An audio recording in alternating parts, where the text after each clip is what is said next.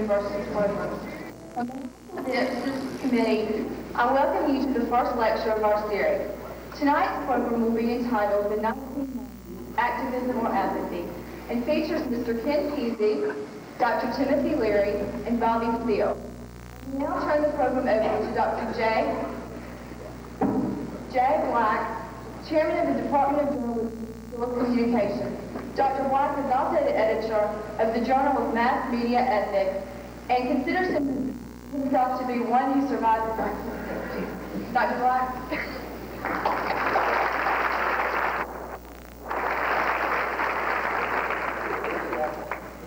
Welcome to Intellectual WrestleMania. If you were lured here by the poster, you may have wondered, as I did, whether there was a typo on it. When it said, we'll have an open forum on problems affronting Americans today.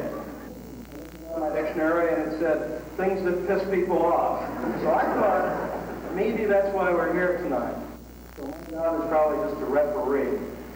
We don't have 3 matches to draw, so I'm going to throw 3 resumes in the air. And the order in which they come down is the order in which we will introduce the gentleman. It's the order in which they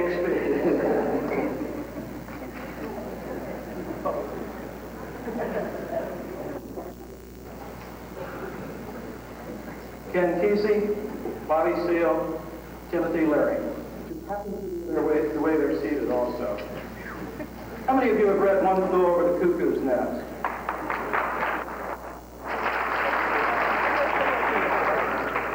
How many of you consider Ken Kesey one of your heroes?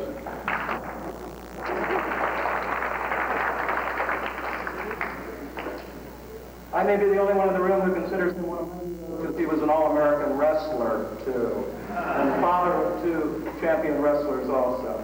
You know of him as an author of a best-selling and highly influential book, One Flew Over the Cuckoo's Nest, written in the early 1960s. You may not know some of the other things about him that make him what he is today. You recognize he is a Westerner, born and raised in Colorado and in Oregon, graduated from the University of Oregon, went to Stanford on a Woodrow Wilson Fellowship, and since 1967 he has lived on a farm in Oregon where he and his wife have raised 4 children and countless animals. He continues to write fiction, publish a magazine, experiment on various movie and video projects. He's done a lot of international traveling as a reporter, visits many universities and festivals, and works as a writing workshop teacher, speaker, and dramatic performer. He's been collaborating on a variety of projects, working with Art Maddox on a musical dramatic traveling show, with the Thunder Machine Band. He has written in a book that's coming out next spring, Further Inquiry, and a book that's coming out shortly thereafter, one that was written in conjunction with students from the University of Oregon, a book called Caverns, which is written up in this issue of Rolling Stone. A man who has won numerous awards, and I think will provoke us with some of his thoughts. We're going to give each gentleman about 10 minutes to establish the playing field. Then we'll have them restate their cases, then we'll open it up for discussion.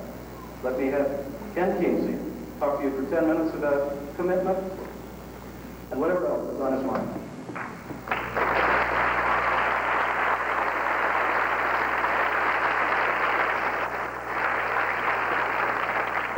Is this working, Rick? Okay. I'm like Tim, I can't think too good sitting down. My brain will bottom out. I'm trying to get ready for this and lying there and trying to take a little nap. I had a bunch of calls, people wishing me luck and trying to find out if I was really here and so forth. And one guy called and said, "If you don't like this country, why don't you go back where you came from?" And I thought about that and I thought, well, where did I come from now? Is he talking about this country here, Alabama, he wants me to go back to Oregon? Or does he mean back to Colorado where I was born? Or does he think that I came over from some Baltic country? I don't know. So that feeling was pervading through my whole thoughts, whether it was valid or not, as I prepared for this.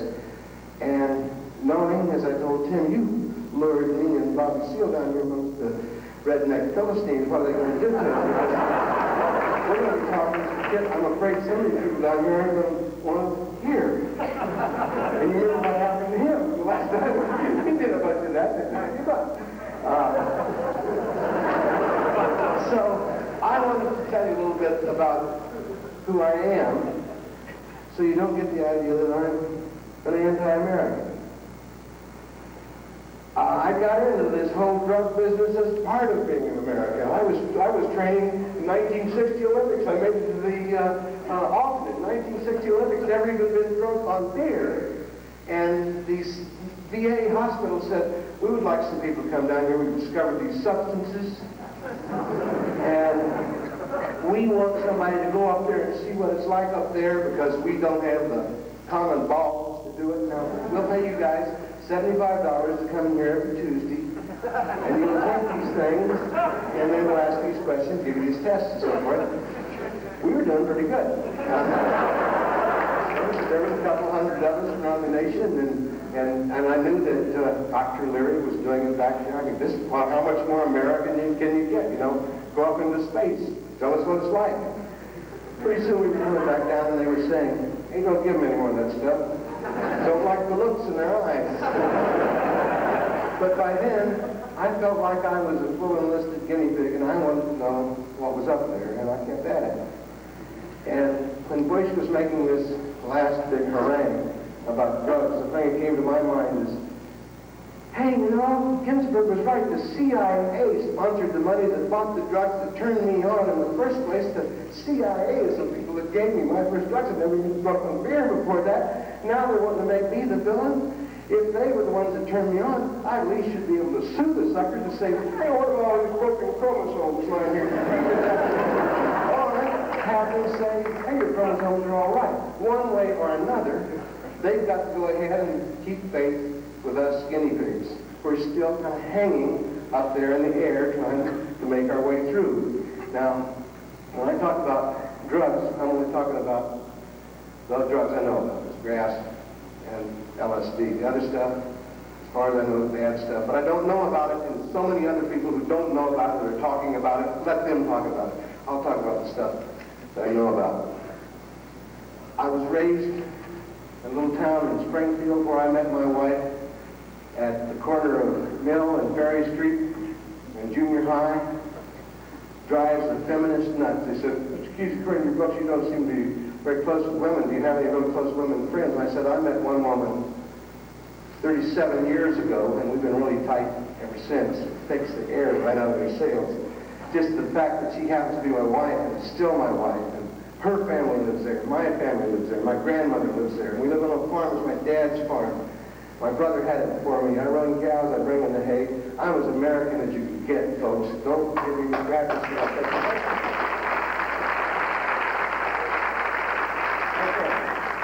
Now, why am I here?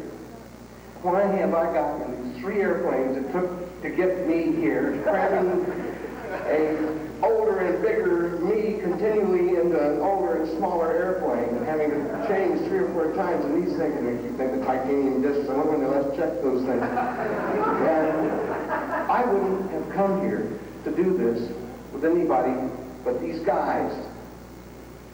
These are the heroes. If you don't know that, you've wasted your money, and all the people that didn't come probably know that, and that's why they didn't come. These are the heroes. This is the wizards of our time.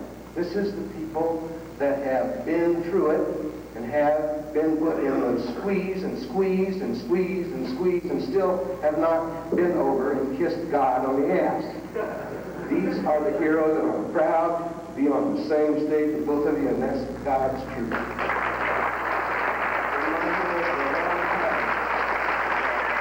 We have seen one of psychedelics and one of the first receivers of the Royal Order of the Gag. I mean, this is big time, guys. I mean, Dolly and Emily, Lou, and Linda, eat your heart out. We're heavies, and we may never do this again, but this is our first time to sing a trio together. I'm proud of it. Now, as far as what am I committed to, okay, when you were talking about this, the one son, my youngest son, the wrestler, was killed in an accident on a chicken bus that was going from University of Oregon up to Pullman, Washington. And the University of Oregon basketball team was playing that same weekend up there at Pullman. But the wrestlers rode in the old chicken bus, went over a cliff, no seat belts, nothing. Basketball players rode in an airplane. Pissed me off. I sued the NCAA and a bunch of people. I had a gig to go into the high school outside of Spokane there that had been put together before this accident happened. And when it came around time to do it, people called and said, hey, you don't have to come back up here. Because we had sat around in Spokane and watched all this dying. It was awful. I said, no, I feel like this is important. I'll come up there. And it was put together for the teachers in this little school who had been having trouble. They're supposed to pay me $1,500. And I got up at 8:15 in the morning and went to school with these high school teachers. And I went to their classes. And I went to the little special ed things. When it came noon, I thought, almighty, finally, it's been noon. We're going to have a drink of wine at least in the parking lot. No, they've got to sit in the cafeteria with the students and stick it out with these people. They're crying. They truly didn't buy that. We went out to finally sit at the airport motel, which is right next to the school. And they came up, they've been very chagrined. They said, we've collected this money. We didn't have the $1,500, but here's $1,000. And it was money, it wasn't a check. I realized all these people had got together and got this money to come up there to talk to them. And then what they were wanting and what these people up there were asking of me was something damn important. And I wanted to deliver on it. This one girl there, really pretty Indian woman, she said, I don't know what to do. She's having a competition with Big Bird. She says, every day I've got to prove myself to him. I've got to grab him by the mind. She says, some days I just want to show him my tits. This other guy said, yeah, but then what do you do the next day? And so at the end, the last talk I gave these kids, there was this one, a lot of Indians up in Washington, this part of Washington, tough guys with Letterman jackets, big muscle, mean looking, get in the front row and all sprawling out, staring at me, kind of slouching back. And they've been doing this all day at all the talks. This one guy, I've been talking about the value of classical literature, how it gives you a handle on things, how Heart of Darkness helped you understand that I have told you. And after I've been talking this, and the day is coming to the end, this one guy says to me, hey, my dad, he runs a welding shop. As soon as I'm out of this high school, I'm into this welding shop. What do I need to learn this stuff about Shakespeare for? What do I need to learn this literature for? And I thought, that's a good damn question. And I walked around and I wiped my head and thought, I said, okay, I'll tell you what. I can't explain it to you, but I'll make you a bet. I said, I know a poem that was taught to me by an English teacher, a good old English teacher who everybody hated, and she didn't relate to anybody, and she made you learn stuff, and I still remember it. And when I go to jail, they can't take it away from me. It's in me. I can teach you this poem in 2 hours, and I'll bet you $1,000 right here in front of all of your peers that in 10 years you'll come back to me and say, thank you. That poem made me feel better. That poem made me a better person. I said, now here's the poem, written by crazy old Irishman. 84 years old when he wrote it. It goes, I went out to a hazelwood because a fire was in my head. And I cut and peeled a hazel wand and hooked a berry to a thread. And when white moths were flickering out and moth-like stars were all agleam, I dropped the berry in a stream, caught a little silver trout. When I laid it on the ground and gone below the fire flame, something rustled on the floor. Something moved and called my name. It had become a glimmering girl with apple blossom in her hair. And she called me by my name and ran and vanished in the brightening air. And though I am old with wandering through hollow lands and hilly lands, I will not rest till I have seen her lips and touched her hands and walked through long green dappled grass and plucked till time and times are done the silver apples of the moon, the golden apples of the sun. I said, there it is, motherfucker. Put your muscle where your mouth is. Shake hands with it or back off. And I knew I had him because the magic of the poetry finally works. And I think there's a clue here to what to do about these kids that are wandering around. The magic of great classics still works.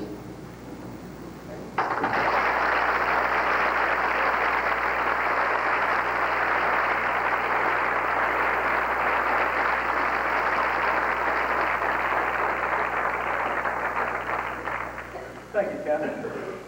Bobby Seale is perhaps best known as the co-founder of the radical Black Panther Party from the 1960s. This radical has since exchanged his guns for textbooks and a briefcase at Temple University. And that's not just to protect himself.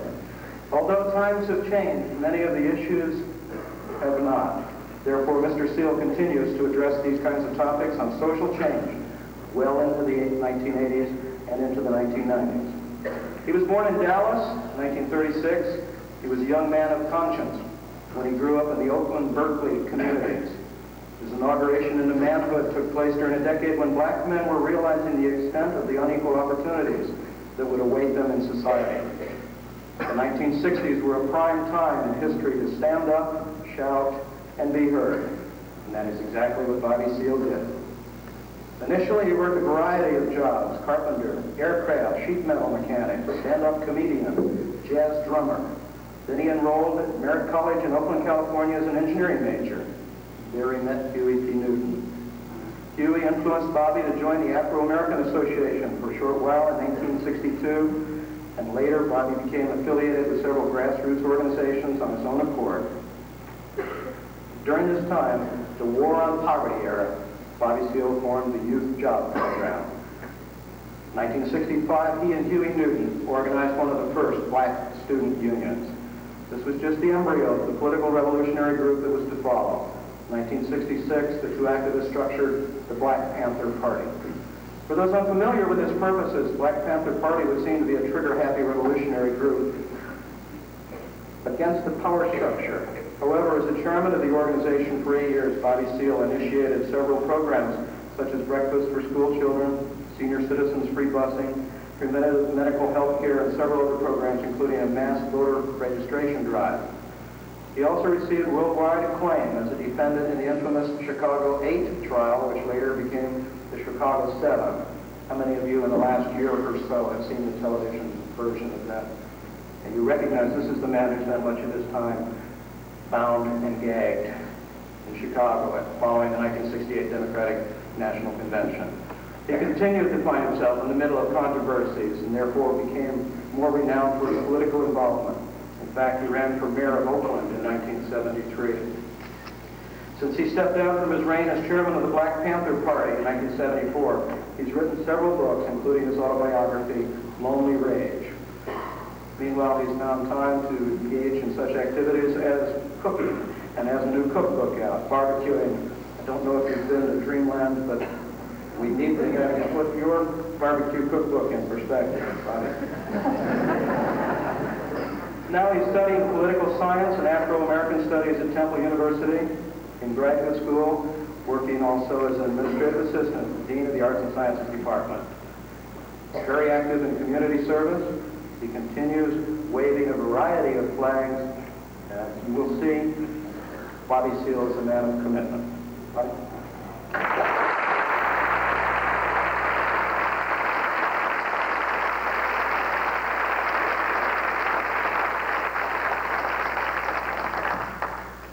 Thank you. It's great to be here with you guys. Last time Timothy and I were together at Vanderbilt University, a week before Abby Hoffman died, we were all together, me, Abby Hoffman, and Timothy Leary. And it's great to come out and rap with students and people who are interested in that era, and also hopefully interested in where do we go in the future, so I can help contribute a little bit of that, to contribute a little bit to understanding what I think that future should be about. I know we titled the program Activism of Apathy. And back in the old days, I fooled around and read some Hegelian dialectics and came up with a few other dialectical principles. And I remember one particularly that I used to use as an organizer of people. And it used to go like this: a quantitative increase or a quantitative decrease causes a qualitative leap or change. Well, when I used to organize people in the black community and others in the old white radicals who would coalesce with us, and we had our political education session, I would explain basic things to them, that if you take a boiler of water and put it over some fire, and for the length of time that that boiler of water sits over this fire, say 1, 2, 3, 4, 5 minutes, is a quantity of time, and therefore that water in one state is going to change, have a qualitative leap to steam, and it's going to dissipate. In other words, quantitative increase, quantitative decrease causes a qualitative leap. I would tell everybody, now look, the more and more leaflets we pass out, or the more and more Black Panther Party newspapers that we sell, the more and more rallies that we have in the community concerning an end to war, an end to discrimination, the more and more and more and more and more we educate people and inform them of what's going on, what this racist power structure is doing, how it's murdering, brutalizing black and white demonstrators, how it's violating the Constitution of the United States, the First Amendment for the rights of people to register our grievances. The more and more and more we get a qualitative leap into people's thinking and their unity. Therefore, we change and help change and give direction to what's going on. Apathy or activism? Well, me, actually, I was a young, non-political man. I went to college as an engineering major. I mean, you may read, hear about something about J. Edgar Hoover, rest his racist soul. One time stated that I was a hoodlum and a thug. My former governor, who became your president for 8 years, called me a hoodlum and a thug also, Ronald Reagan, back in 1966, 67. But nobody said anything about the fact that I was a jazz drummer, that I'd been a stand-up comedian, that my father raised me as a carpenter in a building from age 5 years of age. By the time I was 18, I was a top-flight architect, that I worked 2.5 years in the Gemini missile project from Euro missiles, and we know satellites were going up there, before I even became political. I mean, I guess I began to be political when I was thrown in the stockade in the United States Air Force in 1957. I did 2 years. And those were the days when race relations were really strained, much more so than they are now. I mean, those were the days when the young, tall, white guy from the South here somewhere heard that I was getting ready to get the new buck sergeant stripe, didn't like the idea, walks in and calls me a black nigger. Well, I had no political consciousness about black is beautiful, or nothing like that. All I knew, if you said black and nigger together, you had a fight. So I jumped up, grabbed a piece of extrusion, and began to beat the hell out of this guy. I didn't really hurt him. We were stationed up there in Rapid City, South Dakota, where it's cold, so he had this big parker on him. But anyway, they broke it up and put me in stockade. It was not until 1963 at Merritt College when I had enrolled there as an engineering design major, and Dick Gregory came to the campus to speak about coming down south to various places to integrate restaurants so that, to integrate restaurants. And he said he and the blacks and the whites had walked into this restaurant and all sit down at the counter. He says, and the white proprietor walked up and said, "We don't serve niggers here." And Dick Gregory said, "I don't eat them things. No way, give me them hamburgers."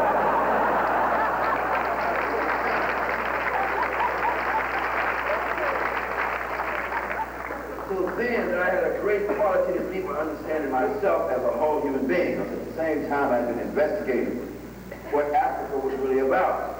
Because I was grown up to believe, raised to believe that Tarzan ran Africa, and it was a dark continent, like most of y'all was brainwashed, many of us in those days. But I mean, it blew my mind to get this world view suddenly. And the next thing I know, I'm dropping my engineering major after 2 years, and I'm off in the social sciences. I'm visiting various organizations. I'm finding out things. I'm going to a few demonstrations. The free speech movement evolves in 1964 right at the University of California, Berkeley. They get their heads beat a little bit. I'm also watching television. I'm seeing peaceful demonstrators throughout the United States of America, white, black, blue, red, green, yellow, and polka dot, getting murdered, shot, and intimidated. Huey P. Newton and I, by this time, running together very close. We're actually working and employed by the city government of Oakland when we created the organization, the Black Panther Party, but now they told you we were hoodlum thugs. I'm saying that there we were in the North Oakland Neighborhood Service Center, and one aspect of the service there was free legal aid to the community, with a gigantic law library. By this time, Huey had graduated from Maryland, going to night law school. And we're reading the First Amendment of the Constitution of the United States that says all citizens have a right to peacefully raise their state grievances, the law of the land. To us, whether it was Bull Carter, George Wallace, or Lex Maddox, or Chief Police Parker in Los Angeles, California, etc., they were violating the citizens' democratic human rights manifested and founded in the Constitution of the United States of America. Malcolm X kept telling us, you let these people beat and kill and murder you. I advocate self-defense. And Malcolm X said self-defense is only an act of intelligence. Huey P. Newton and I are running around and moving and trying to understand. We heard Stokely Carmichael hit the scene with the word black power. Huey P. Newton and I decided to sit the word black over here for just one moment. Decided to look at the word power. Had a lot of various kinds of discussions with a lot of different intellectuals, black, white, blue, red, green, yellow, polka dot. And finally came up with what we considered to be a functional definition of power. We said that power was the ability to define phenomena, that in turn make it act in a desired manner. Be that phenomena found in nature, or be that phenomena found in the negative and or positive relationships, political, social, and economic relationships between peoples. We looked at the vastness of discrimination. We looked at the whole anti-war protest. We're talking about the mid-1960s. We decided to create an organization. In the War on Poverty office, where we worked with the city government of Oakland one night, we just sit down and wrote out a 10-point platform and program. And we didn't want one of those 10-point platforms and programs where it's like a long dissertation, you know. We had seen a lot of our young black brothers and sisters in that part of that black intelligentsia there who would come up to the poor and low-income black community and say the basic socio-economic structure and the adverse conditions that you're subjected to and consider particular sociological and psychological factors in the history of slavery. We didn't want to write nothing like that. We wrote, we want freedom. We want power to determine our own destiny, our own black community. Period. Number 2, we want full employment for our black people and our black community. 3, we want decent housing for shelter human beings. 4, we want decent education to tell us our true history. 5, we want an end to the exploitation of the black community. 6, we want all black people to be exempt from fighting a war that's illegal in Vietnam. 7, we want an immediate end to police brutality and murder of black people in our black community. And 8, we wanted all black people when brought to trial to have a jury of their peers, at least some people from their community. And all black people then who had already been tried by all white juries should have another trial to get a fair trial. Number 10, we summed it up, we wanted land, bread, housing, education, clothing, justice, and peace. They said we were anti-American. They said we was outside the establishment. They said everything. I said, Huey, this is nice. We've got to put something else on it. Something else. We've got to find something. And after a couple of days, we came up and ran into a document that we thought was quite appropriate to summarize this founding documentation of that old Black Panther Party organization. And it went like this. When in the course of human events it becomes necessary for one people to separate themselves from the political bondage which have connected them with another, and to assume among the powers of the earth the separate and equal station which the laws of nature, nature's God entitled them, a deep respect to the opinions of mankind, dictates that they should declare the cause which compels them to that separation. The second sentence had another little clause in it that said, when a long train of abuses and usurpation pursues and invariably evinces a desire to reduce a people under absolute despotism, then it is the right of the people to alter and change that government and provide new guards for their future security and happiness. Declaration of Independence, United States of America, first 2 paragraphs.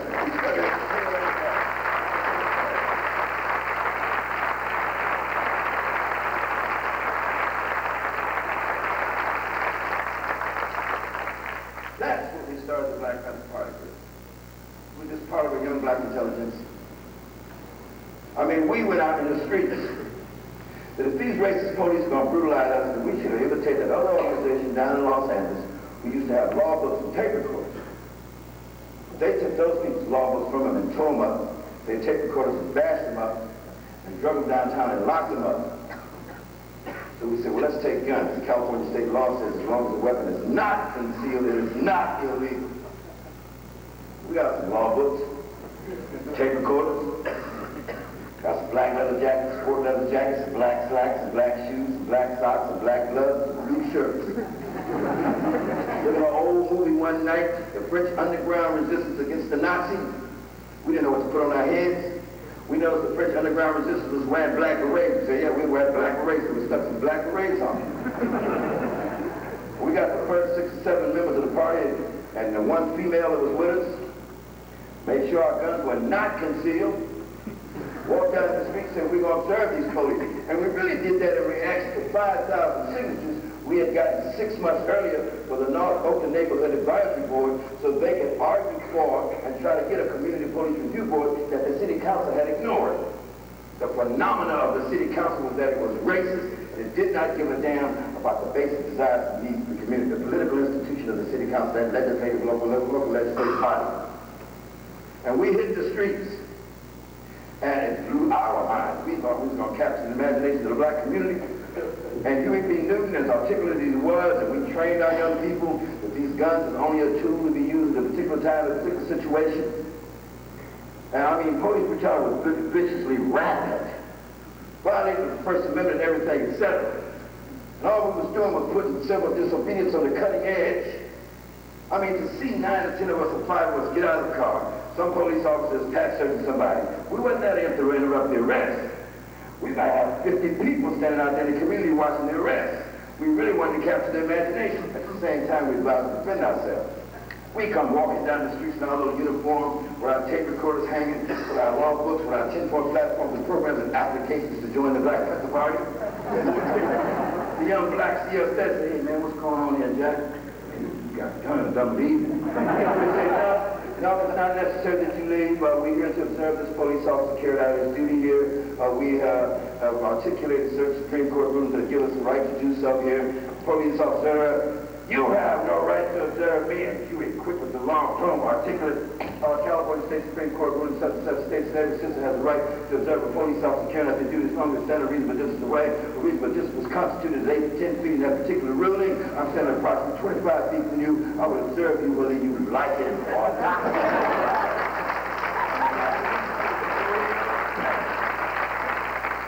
My point is, it took a whole year before an actual shootout ever happened.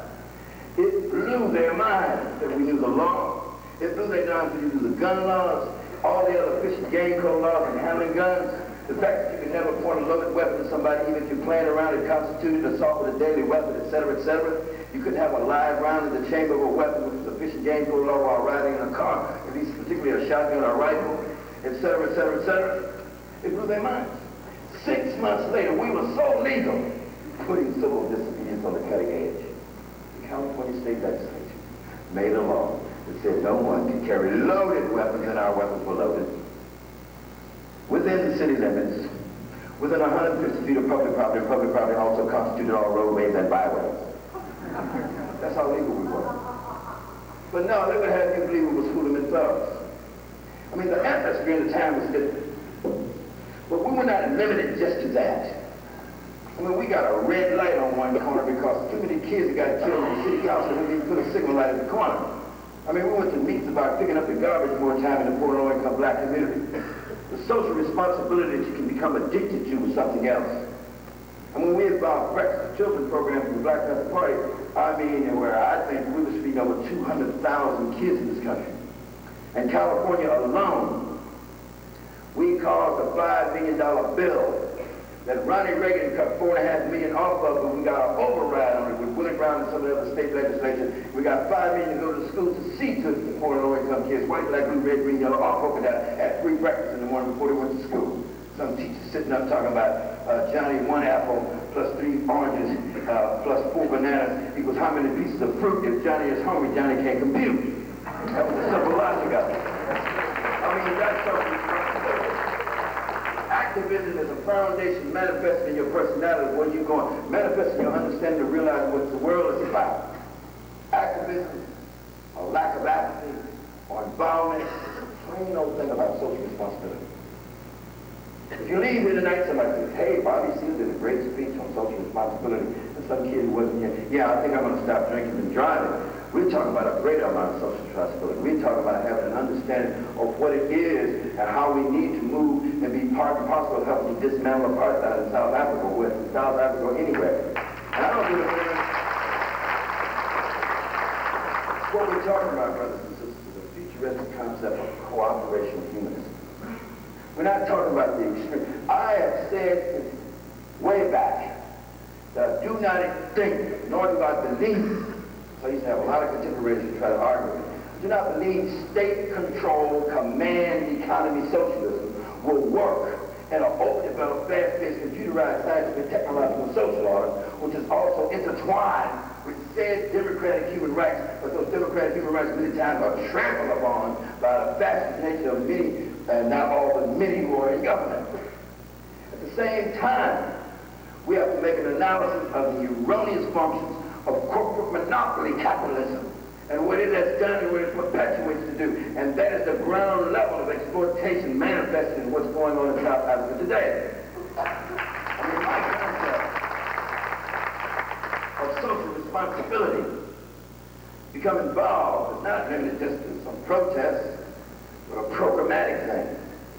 In 1987, I created and coordinated a social responsibility conference, which I brought all these former veteran radicals and veteran organizers from all across the country for a whole semester. I clocked 400 and some out service and active organizations throughout the Philadelphia metropolitan area where Temple University is located. I helped create a class called Sociology 255, in which the student, when he or she enrolls in the class, they only come to 6 class lectures. The other 10 hours must be volunteerism in any community social service or activist program, as long as we got an address where it's established and what it's doing. But 10 hours a week, and you write a paper at the end of the semester, and you take the theories in the classroom, the theories in the politics, and the social and political and social sciences, so you can make an academic connection between the theories of the politics and the real world there. I mean, creating programs to me is like an addiction. I wrote a barbecue cookbook. Everybody says, oh, Bobby is so loud. He wrote a barbecue cookbook.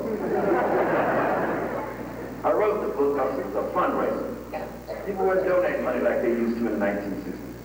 I wrote the barbecue cookbook to have some financial self-sufficient operation to begin to try to create some, get some funds for some social change. I mean, my idea of a grassroots program that deal with cutting back drugs, cutting back youth particularly, getting involved in drugs.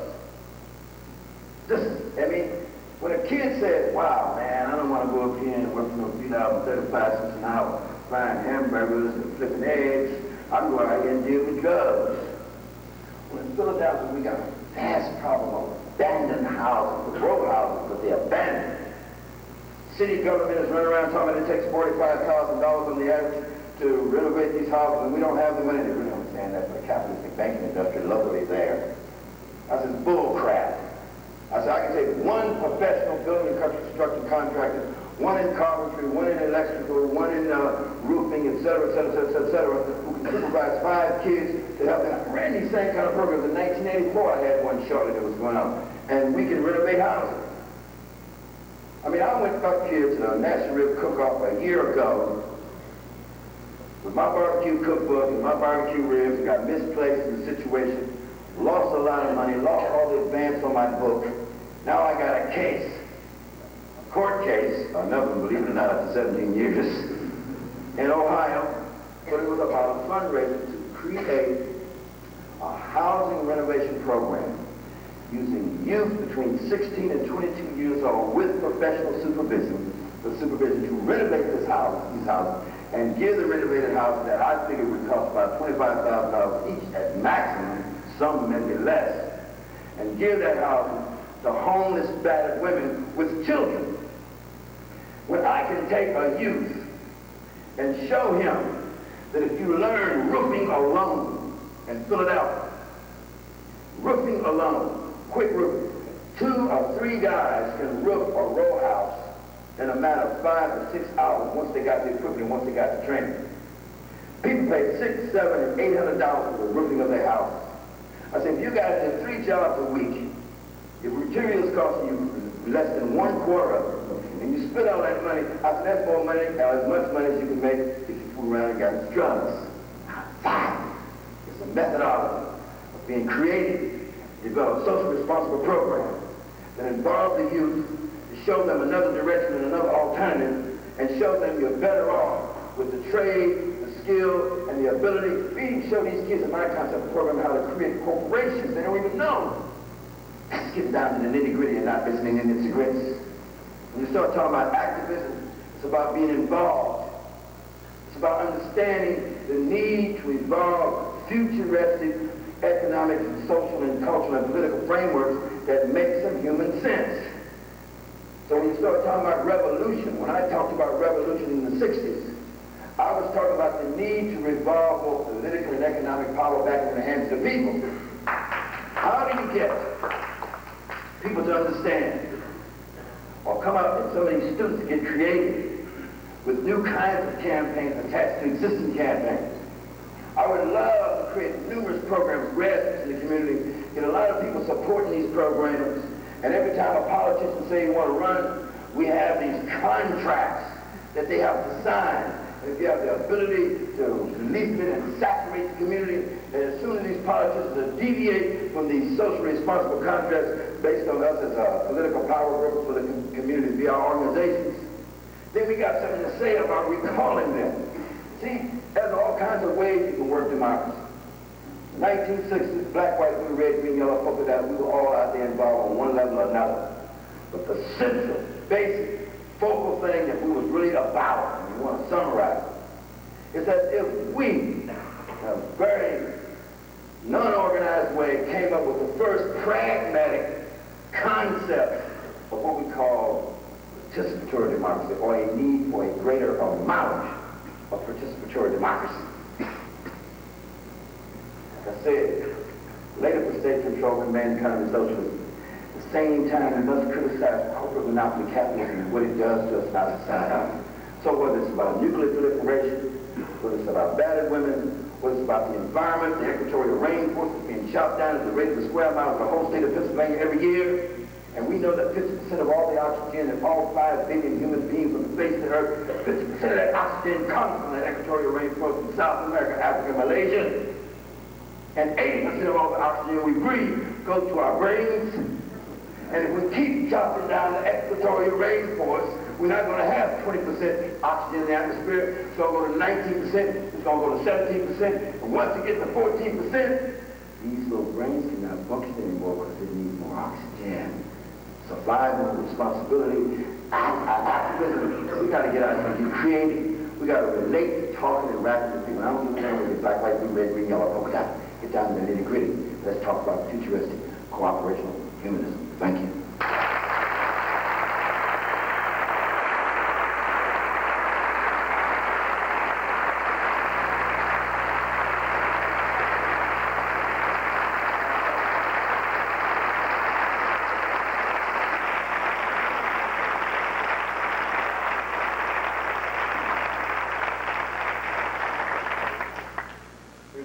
Doesn't believe that the last decade was the me decade. I don't think he's ever had a me decade.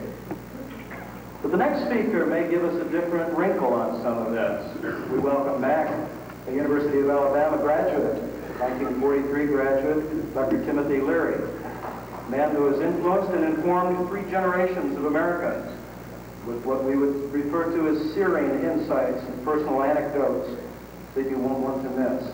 During the 1950s, he was a distinguished psychologist and one of the founders of the New Age, or the humanistic psychology movement in this country. His tests and methods are still used by hundreds of clinics and research centers. In 1959, he was invited to Harvard University to introduce new methods of behavior change. He was invited to Harvard University. For 3 years, he was director of the Harvard Psychedelic Research Project. project involved over 50 faculty members, graduate students, and some distinguished visiting scholars like Aldous Huxley, Arthur Koestler, Allen Ginsberg, and Jack Kerouac. In the 1960s, Timothy Leary became the spokesperson for the Cultural Revolution and the consciousness movement. He helped to define the counterculture. It was Dr. Leary who coined the motto, turn on, tune in, drop out. Somehow I don't see Bobby Seale having subscribed to that movement. Leary was so influential during the 1960s that the Beatles faced, you've heard of them, they faced several of their most popular songs on his writings. The song Come Together was written as a campaign song for Leary when he ran for governor of California against somebody named Ronald Reagan. During the early 1960s, Maynard Ferguson was a residential staff member at Leary's research centers. Almost all the great jazz and rock stars visited his center. Also during this time, he wrote extensively on religious issues and mystical experiences. He was influential in the growth of yoga, Eastern religions, and personal experimental spiritual experiences. Richard Nixon referred to him as the most dangerous man alive.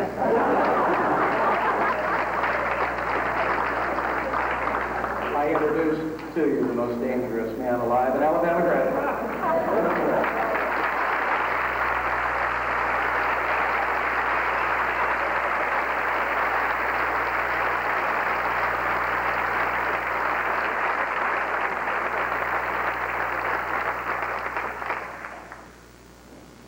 Well, with all due respect, is that an argument? No. You hear that? No. Well, let me do it.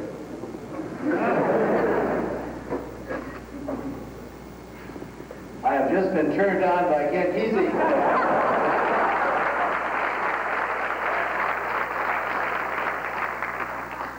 Can't say it for the first time. With all due respect to your introduction, I must, in all candor, say that I'm not going to hear publicly Bobby Seale, Kesey, and any news about who's the most dangerous. It is true that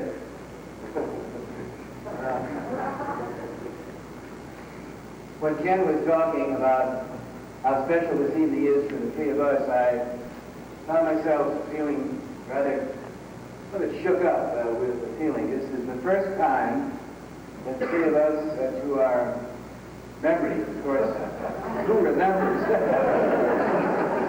As Robert Williams said about the 60s, if you remember it, you weren't there. This is our profession, our craft, our professional athletic endeavors that we've been involved in for the last 25 years. It's a very special moment. We may never meet again, and I want to tell you, it's a very wonderful moment of reunion and of brotherhood and togetherness. And we thank you for sharing it and also for making it possible. Now, as you can see, if you look at it, think about it, there's no one identity to people that came out of the 60s. Bobby came from a very different background than Ken did, and I was a New Englander and academic and all that. And, Allen Ginsberg was a poet, and Caroline came from Lowell, Massachusetts, and Father Ron Down, Richard Alpert was the professor at Stanford. The Grateful Dead, my Lord. We're not talking about any, you can't define what it was all about, because that's the point. What all of us were working on was the most sacred, basic, American, and human value, individual freedom. What we were enthusiastically supporting was the notion, we learned it from Jefferson, and from Mark Twain, and from Thoreau. It's the patriotic duty of the American citizen to stand up with total alertness and vigilance all the time and resist encroachment on personal freedom by state, religion, or bureaucrats.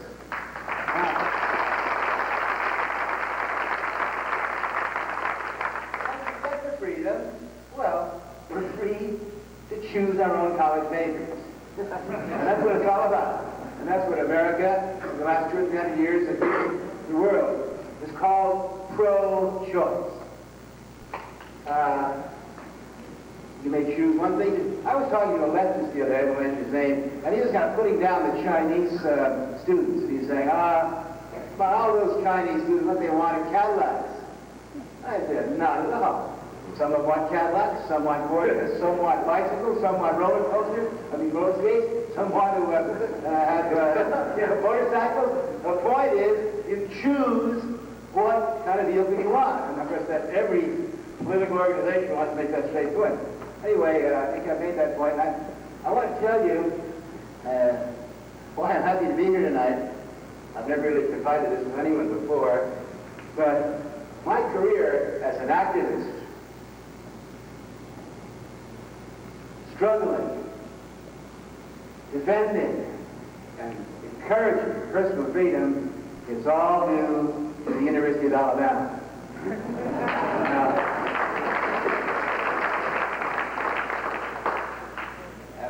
I think I can prove my point. It was 48 years ago, exactly this month, that I took a train from New York City and I came down to Birmingham, Alabama, this multi-welcome town. Blew my mind. Got into a bus. There was no freeway then, and came down to Tuscaloosa and registered the next day as an undergraduate at the University of Alabama. Now, Brian was a high school kid then. We were talking, 48 years ago. You see those pictures in the last week of the young people, the East Germans, who got into Hungary and then they got into freedom. When they crossed that border, you saw them popping champagne corks and smiles on their faces. Freedom, great God, we're free at last. Well, that's how I felt the first week I was here at Tuscaloosa. Now, let me tell you why. Because before that, I spent 2 years in a church college called Holy Cross College, a Catholic Christian church, and there was actually no pro-choice there. And I spent a year and a half before that, right after that, before I came here, at West Point, United States Military Academy. So there's a church school and a military school. And I want to tell you, there was no encouragement to think for yourself or to make your own decisions. At the Jesuit school, you had no choice of major. They were teaching the trivium and quadrivium of St. Ignatius Loyola, which was like 400 years old. You had to take Latin, like it or not. You were supposed to take Greek, but if you could talk your way out of it, they let you take no pro-choice of major, and no pro-choice of courses, no pro-choice of where you lived. You had to stay in that dormitory. No pro-choice of your personal freedom. You were checked on 7 o'clock, and again, bed check at 10 o'clock. I can't go on, because I figured out to a while, hey, this college is not here to encourage me to think for myself and develop a mind. It's teaching me total obedience to the church. Well, I'm out of there. I went to West Point. Well, guess what?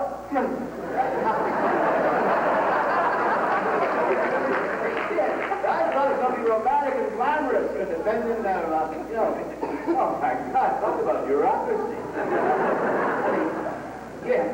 Yeah, no choice of what you wear, no choice of haircut, no choice of where you live.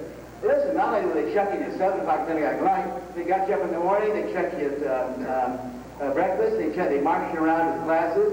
You have no choice of class. Matter of fact, it's amazing me, you got given the first week of classes at West Point a big bibliograph sheet that told you the pages in the geometry book you're going to be studying 3 months later. Talk about pro-choice. They made you, when I was a plebe in West Point back then, they made you take surveying. Well, no shit, Sherlock. Why should I take surveying? Well, you know the military. The Indian War, you had to have surveying equipment. First commander-in-chief of the American Army was George Washington. He was a surveyor. I mean, 1939, Hitler's taking over Europe. There's the Luftwaffe. There's the Wehrmacht. They're getting their V-2 rockets ready, and these bubble heads are teaching me to level my bubble. Build another Panama Canal, right? That is how I felt when I got to the University of Alabama. Co-educational. I mean, there was an option who we could have lunch with, namely a girl. There absolute pro-choice of nature. I couldn't believe I could choose anything I wanted. Some choice within that constriction of what classes you took. There was pro-choice about how you dress. There was pro-choice about where you live. You could be at the option. You could be a fraternity guy, or you could be an independent. And so I could go on. Well, I was an athlete. I went around that silly grin like these Germans. I had died and gone to heaven. Something else I learned here, and I want to, like you in the CIA, there's no complaint about the Tuscaloosa political system, but something else I learned here, Tuscaloosa in the year 1940, 41, started taking illegal drugs. You see, alcohol was prohibited in Tuscaloosa County. Check the facts, Max. It's true. It was illegal to get beer or wine or whiskey in Tuscaloosa County. So what would you do? Well, if your fraternity kid, every 2 or 3 days, a bootlegger or a dealer would come and you'd buy the week's supply from him. I was an independent, so it means you'd borrow a car, rent a car, and go down, way to the outskirts of town, and it was a slum thing, you knock on the door, the guy would come out, and for $5, he'd sell you a quart of whiskey. Okay. So I was led into using illegal drugs by the prohibition set down by the county board here in Tuscaloosa. There's one other option. You're good at that, of course. Of course, during the 20s, I'm old enough, I'm in the 20s, my mother was the most saving woman where I lived.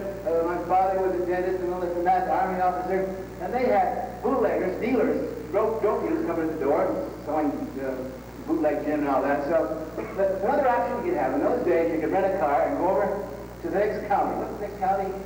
Someone or I forget anyway. And there, you drink beer in a roadside cafe, which is pretty hot. You go into a state liquor store, and for $2, you could get a quart of whiskey.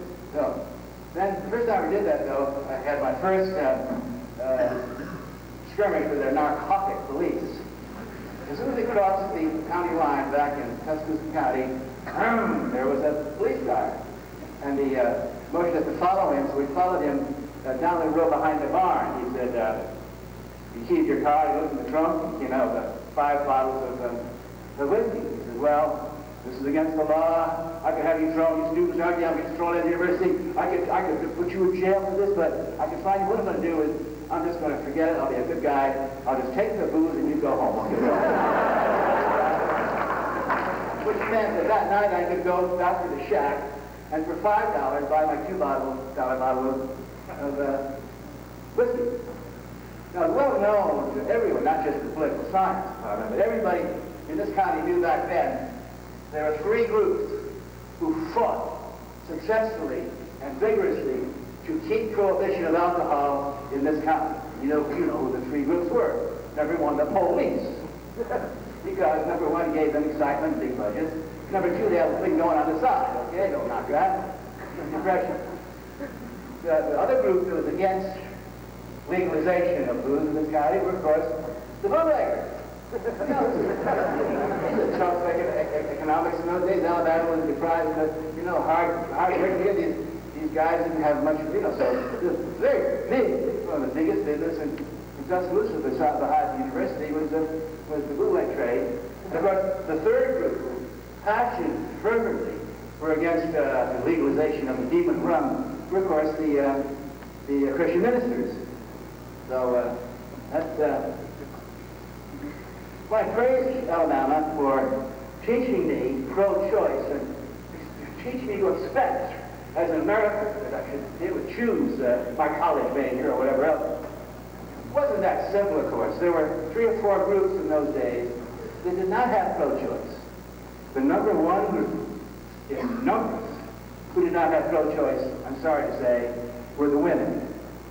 The co-eds, the women of the University of Alabama, they were locked up every night. Matter of fact, they were not allowed to, they didn't have the option of where they could live or what hours they could come and go. No, they were locked up like prisoners every night. Matter of fact, I got into trouble once and was thrown out of the University of Alabama. My first, I haven't picked a lot of colleges, including Harvard, but Alabama was number 1. I got thrown out of University of Alabama because in December 1940, I was caught. I spent the night in the girls' dormitory. It was called Julia Sunwater Hall.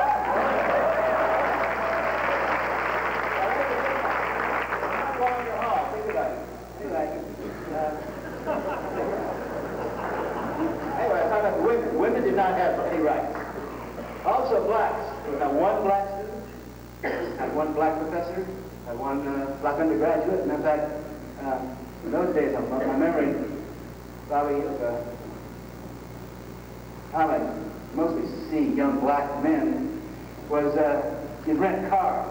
This is before the parking problem was a big problem. Actually, talk about apathy. There's no apathy. You're in Alabama right now, Valley. You can get these students protesting for parking privileges, right? If you phone for a rented car, the car will be driven to you by young black guys. So when you got in the car, particularly if you were a sorority girl, you got in the car, the black guy would have to stand with his feet on the bunk back over, leaning on the trunk. In those days, they had cars that had trunks like that.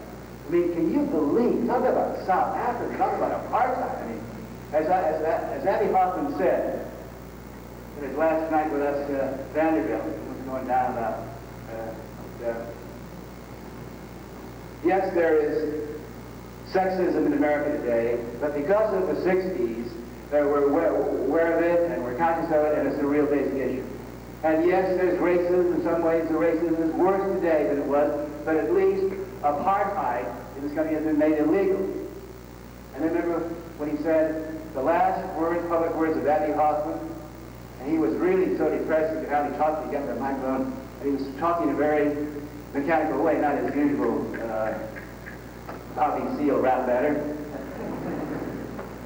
He said about the 60s, we were young, we were headstrong, we were romantic, we were silly, we were right, I regret nothing. That was the last word.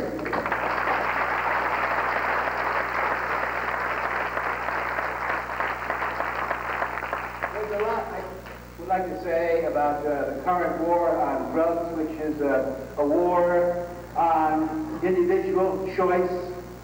The war on drugs is what the same people who want women to control women's bodies. They don't want women to have a choice in their own reproductive situation. These are the same people that want to force you to pledge allegiance to a flag in which the Pledge of Allegiance says, one nation indivisible under God. Under whose God? Not your God, Jerry Falwell. I mean, really, that's what is enforced by law. Is to take this pledge for, they're going to force textbook selections. I mean, they're going to take away the option of reading something or seeing a television show that might show a breast now and then. I mean, let's not kid around. The war on drugs is the war against pro-choice. It's the war against, and rightly so, that they call it the #1 problem. You better believe it's the #1 problem because it's for personal choice. What do you do with your body? Can you change your mind? Can you change your brain? Talk about it. Above all, can you believe Tom Jefferson? I don't want you to hear this. They're all up there. Mark Twain wants to listen to this because it'll ruin your next 100 years. The government of the United States, this regime, is now trying to force us to urinate in the bottle so that our own precious bodily fluids will be used to testify against us. Now that is an act of fascism, communism, that even Orwell never thought of.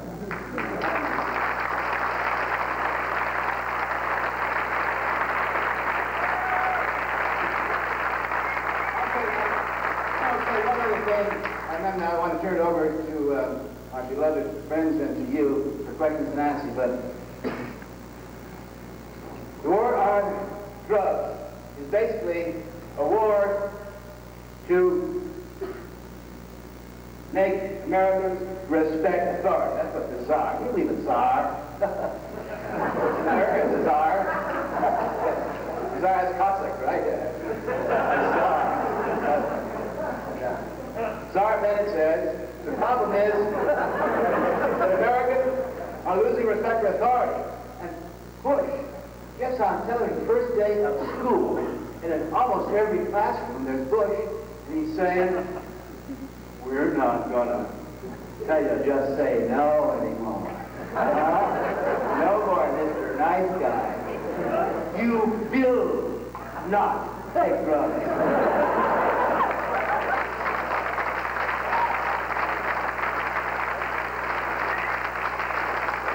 Or you will be punished. And you will go to a boot camp. Now, I agree with Czar Bennett at one point, and Czar Bush, whatever his name is. There is an incredible disrespect for authority in this country. Respect for authority has crumbled. But it's not because of the tragedy of the inner city poverty, despair, and crime. The loss of confidence and respect for this country has occurred because for the last 9 years, this country has been taken over by a clique, an organization, a nomenclatura of out-and-out thieves, crooks, and drop-out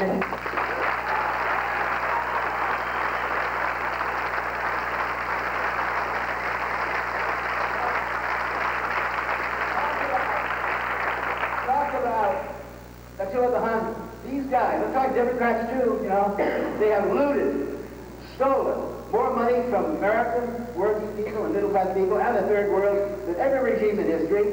And they're going around, they're pious, they're Bible-thumping, they say prayers, they're patriotic, and they're the biggest collection of crooked clowns that I've ever seen in my life. And I'm proud to say we will resist everything you do to intrude upon our personal freedom.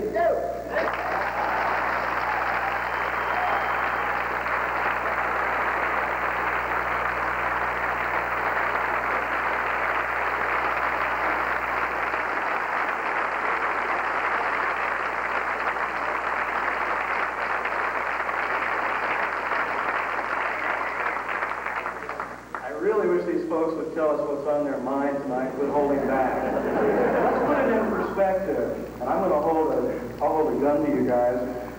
About 2 minutes apiece.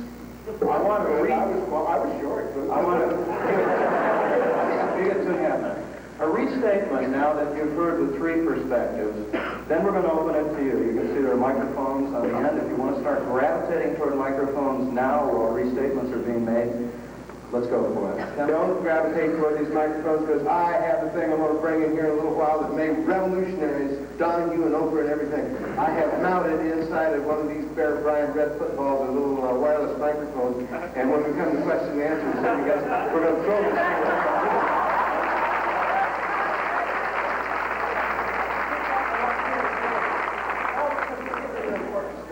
We don't have much time to fiddle around with this. We want to talk about it the way it is. The truth of it is that at any given time in history, there are always more dumb people than there are smart people.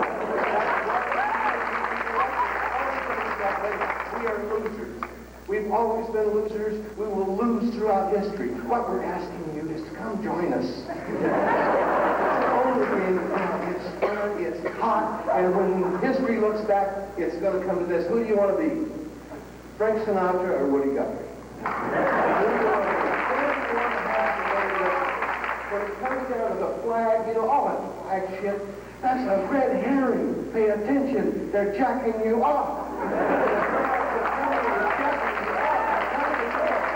talking about that flag because they go, hey, that was 7 years ago. They're talking about that flag because they don't want to pay attention to how many homeless we've got.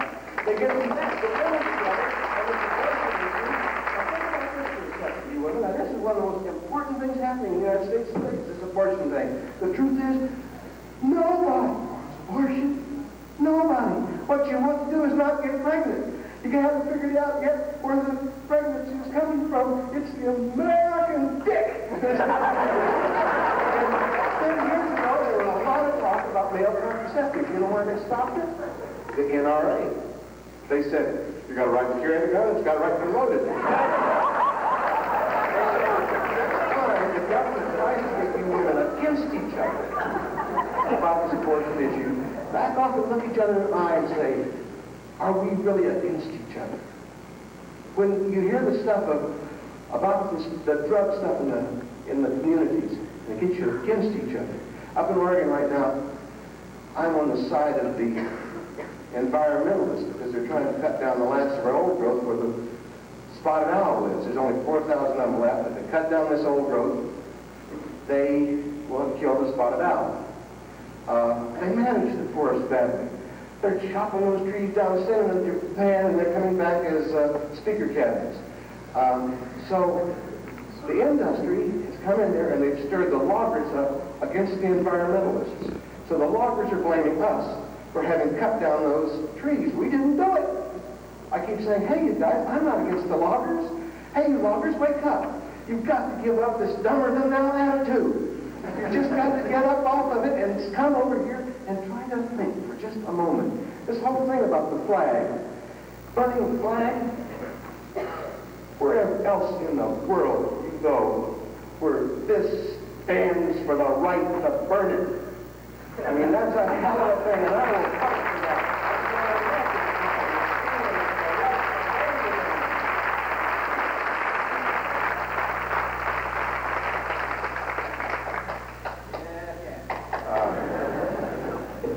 These guys are great. Abby Hoffman, all those guys, Jerry Leary back in the old days. I mean, I was inspired from so many different directions back then in the crime camp. But I dealt with it, you know. It was getting shot at, going to jail, in a courtroom, Judge Julius Hoffman. I mean, I'll just talk about this for a minute. Eldridge Cleaver called me up to his office at Ramparts Magazine in San Francisco and says, Bob, my parole officer will not let me leave the state of California. Tomorrow, I'm supposed to be in Chicago speaking at the Democratic Convention. Out in the park for Abby Hoffman and Dave Dills and the rest of the planet. He says, Bobby, will you take my place? Sure. I call up our financial secretary of the Black Panther Party. I said, give me 3 round-trip airline tickets for me and my bodyguards. I said, tomorrow we're going to Chicago. Make sure you call up headquarters and pick us up.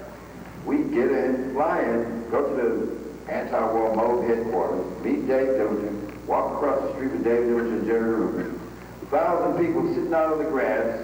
I speak for 20 minutes. Nobody riots.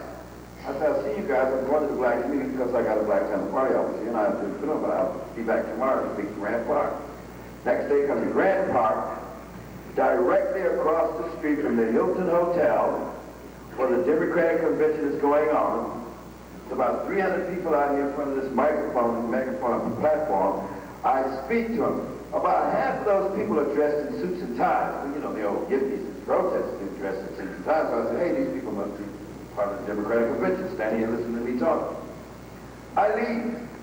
I get on a plane. I fly back to Oakland, California, and continue my work, practice programs and Black Panther Party organizing stuff. 2 or 3 months later, Randy Clark, then United States Attorney General, works with some others to get 8 policemen indicted for violating the civil rights of the demonstrators who were in the park that Mayor Daley told his police to go out there and beat the hell out of. A month or so later, they dropped those indictments against those 8 policemen.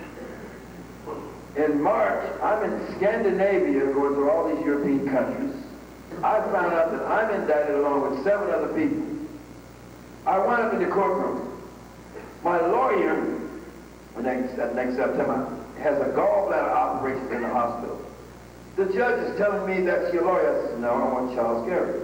I've already had 1 murder trial, and I beat it, and I won the case in preliminary hearings on a trumped-up conspiracy to commit murder trial. I said, I've had a whole lot of trials. Charles Gary is my lawyer. Me and this judge gets an argument about the 6th Amendment of the Constitution of the United States, a subsequent Supreme Court ruling that stated that every citizen has a right to choose the legal counsel of their choice and also have a right to have legal counsel of choice.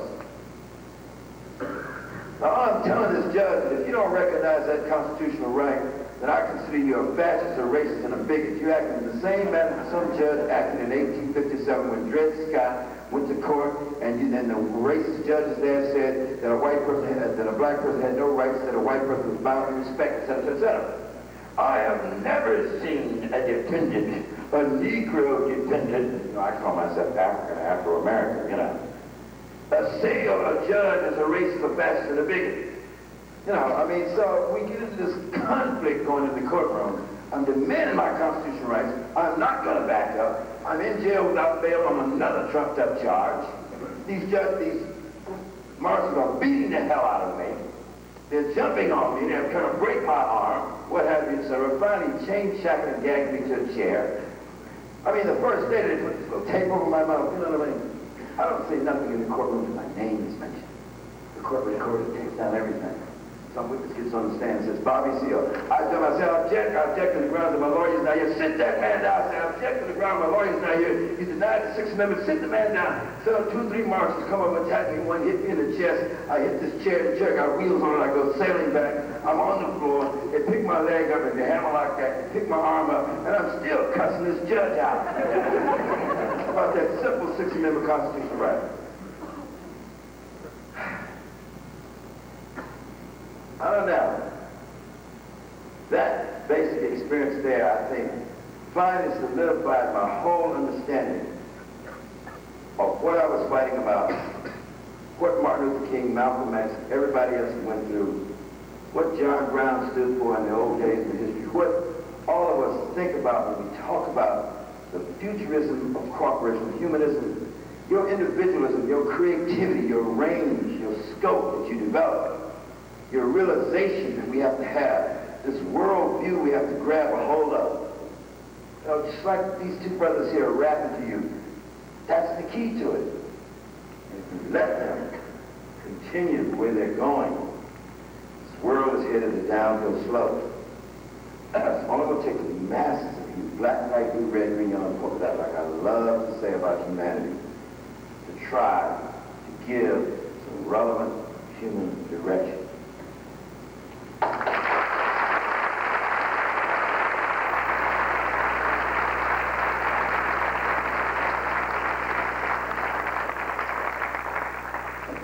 I'm really interested now in going to the audience, so I'll probably be persuaded to speak again, but let's go with it. Serious about your football? Let's try it. Yeah. And football at work.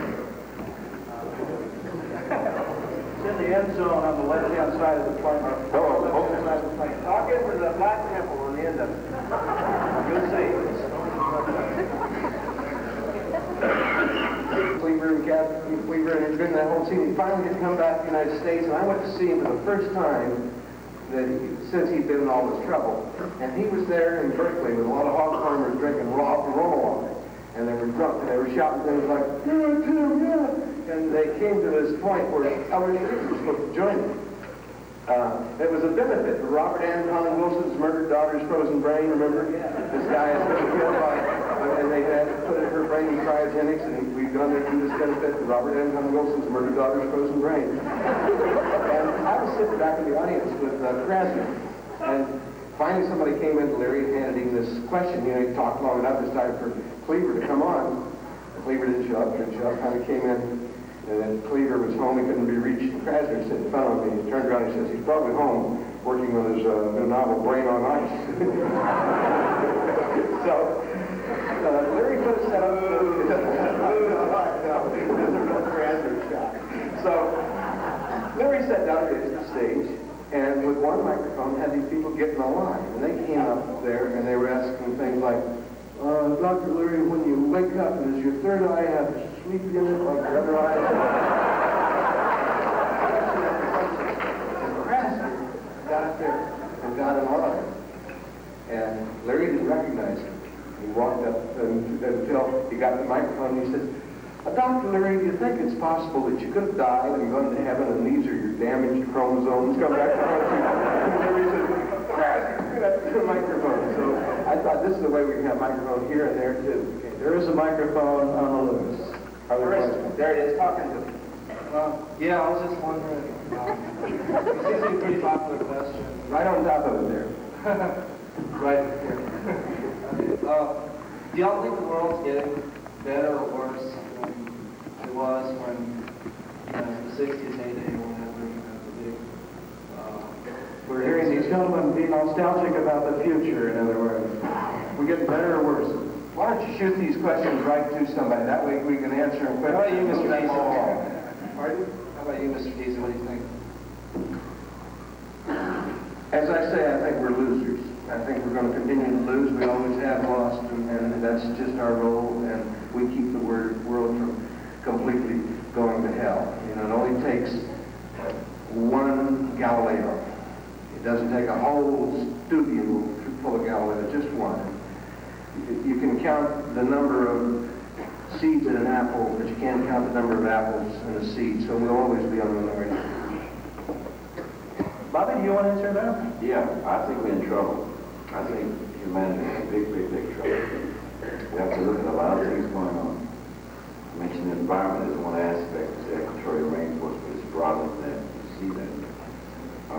When we talk about homelessness, when we talk about, I mean, when I see single black females living in poverty, 1/3 of them in the city of Philadelphia is one example, who are now addicted to crack. 1/3. And their kids run the streets. They're used again by other greedy drug pushers. I wonder is that we have to think about very seriously about legalizing drugs under some kind of government control where people can go get drugs and take the profit out of it. One aspect, because that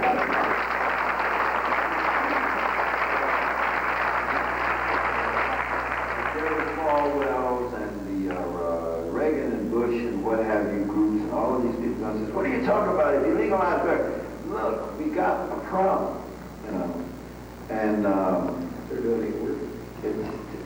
it's not working, man. We got to look at this very, very cool, and we got to get down to the nitty-gritty. We just cannot continue to read the newspapers and see these bites of 30-second bites of some instance of what happened.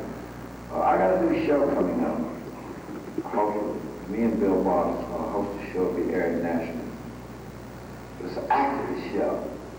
And we go into the real situation, and we give this activist social change commentary at the end of each problem that each thing we deal with. Try to tell people.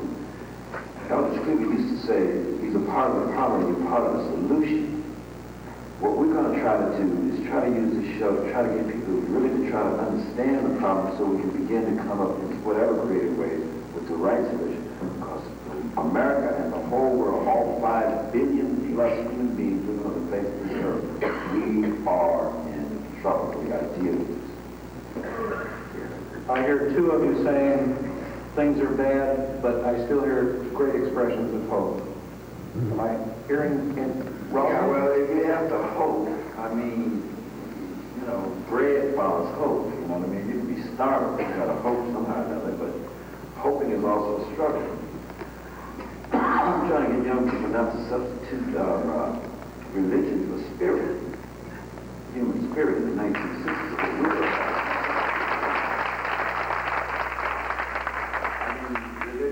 Somebody asked me, what religion are you? I said, I'm a humanist.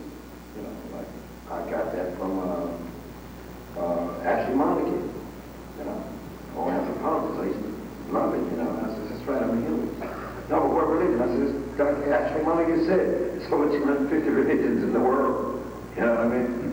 I'm just a plain old everyday human being. I'm rather personally high and addicted off of trying to make some contribution to some relevant humanistic social change. So I put that up. I mean, I'm out there. I want to be part of this. I want the youth and others, and I want us to cross these lines, you know. I mean, cross all these divisionary lines. And when we talk about human freedom, there's got to be practice. It can't just be talked about, you know. Timothy Leary, your answer to that same question.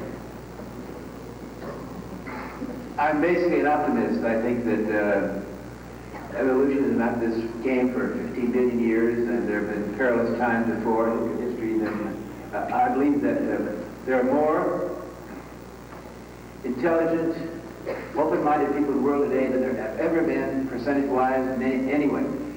What happened in China, happening in Eastern Europe, in Hungary, in the Soviet Union, of all places. There's a hunger, particularly part of young people, for freedom. And it's not political.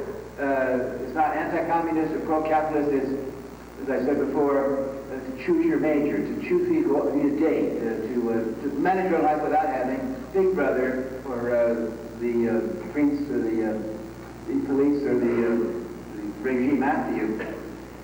I want to tell you though, see, we're only 11 years now away from the year 2000, and that's the millennium. And every 1,000 years, humanity goes kind of crazy and you go ape. The same thing was happening 1,000 years ago. They were predicting the end of the world.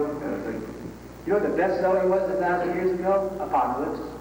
That's Ronald Reagan's favorite book. He really believes that there's going to be a final conflagration, a final war, and then Christ is going to come down and take right-wing Republicans back up where they belong.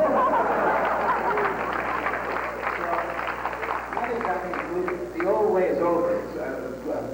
Believe it or not, Russians begin to see this. The glasnost revolution. By the way, those are 60s notions, open right. Yeah. They stole that from us, and now they're using it. That's why this war on drugs is going on, is because the Russians wimped out. I mean, we got to have war on somebody to continue all this stuff. We got to have war against somebody, and we will always have war against the swarthier sorts if we can find some, because they're easy to recognize. And that's, I mean, as soon as those Russians started doing that, they began looking around to find out who to declare war on next. How about those guys all wimped out there? We'll go after those guys. This is exactly what's happening. Let's go to have a piece of that. Yeah, let's move that ball around. Let's move that ball around. While the ball's being thrown, let's let the lady go ahead. At this end ask her question. Directed to Dr. Timothy Leary. I was listening to the radio and it's asked to what you have said. It said that you sang Let's Give Pigs a Chance with the Beatles, and since the Beatles were a very political group, can you tell us about that experience? You sang Let's Give Pigs a Chance with the Beatles. Yeah. Could you please tell us about that? Oh, about the Beatles, yeah. Well, I mean, that was not the Beatles. I sang that with John and Yoko. It's called the Yoko Local Plastic Band. And Tommy Smothers was there. Yeah, right, yeah. When I went to Montreal, John Yoko were in bed. It's called the Bed in for Peace. And they had a big thing. They were giving acorns to all the premiers, Trudeau, and to Nixon over there. Yoko going up with the acorn. The acorn was going to solve the world. Then she said that she wanted me to sing on this song they just written called Give Peas a Chance. It's another vegetarian song. Or else they give peas a chance with carrots, whatever. Anyway, I believe it's now time to resurrect the anti-war slogan for the war on individuality and drugs. Let's give peace a chance, right? And let's. No, we won't say no.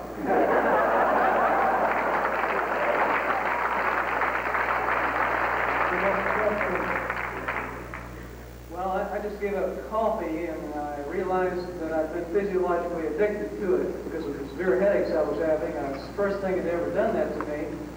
And don't you think, Dr. Leary, there's some sort of difference between other drugs and drugs like crack or cocaine, and one of the kids are getting physiologically addicted to? I think there's a vast problem with our economy and everything else because of addiction to drugs. Yeah, heroin, absolutely. I know Ken could answer this question as well. Ken and I, the whole movement, conscious movement, we were not dealing with drugs. They were called mind-opening foods and vegetables. Everybody knew that the cure for booze addiction or heroin addiction or cocaine addiction was smoke marijuana or take LSD. Can you imagine? There were 400,000 or 500,000 people in Woodstock sharing. You think about mind-opening drugs, you want to share them. Can you imagine smoking crack in Woodstock? We're going up in the bush and shooting. I mean, it's impossible. Yeah. So, addictive drugs are very dangerous because it's like masturbating with your brain. No question, it makes you feel good. So then you lose everything other things. You want more and more and more pretty soon you're hooked. The cure for addiction is medical. Within 2 years, if they took 1% of that big budget they're giving to the narcs, you would have a chemical, because cocaine and heroin addictions are just as physical as diabetes. Now, a diabetic person cannot use white sugar and has to have in-person bad drugs, and none of us want to do bad things to people, but what they're trying to do is include everything. And the Republicans like to get it to where it's like pro wrestling, and then get everybody going, you, then you don't have to think. Have you heard anybody of these people who you listen to who knows anything about any of this stuff? Have they asked me to come in there and talk about drugs? No, because nobody wants to hear the truth. What they want to hear are advertisement campaigns and sound bites and stuff that will enhance their political futures. The first casualty in any war is the truth. Right. That's what's happened.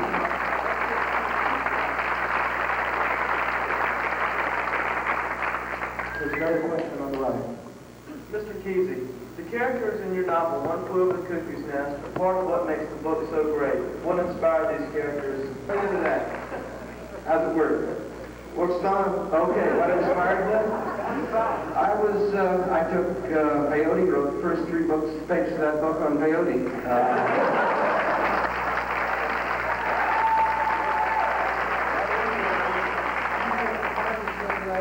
Now there, you got Huck and Zeros.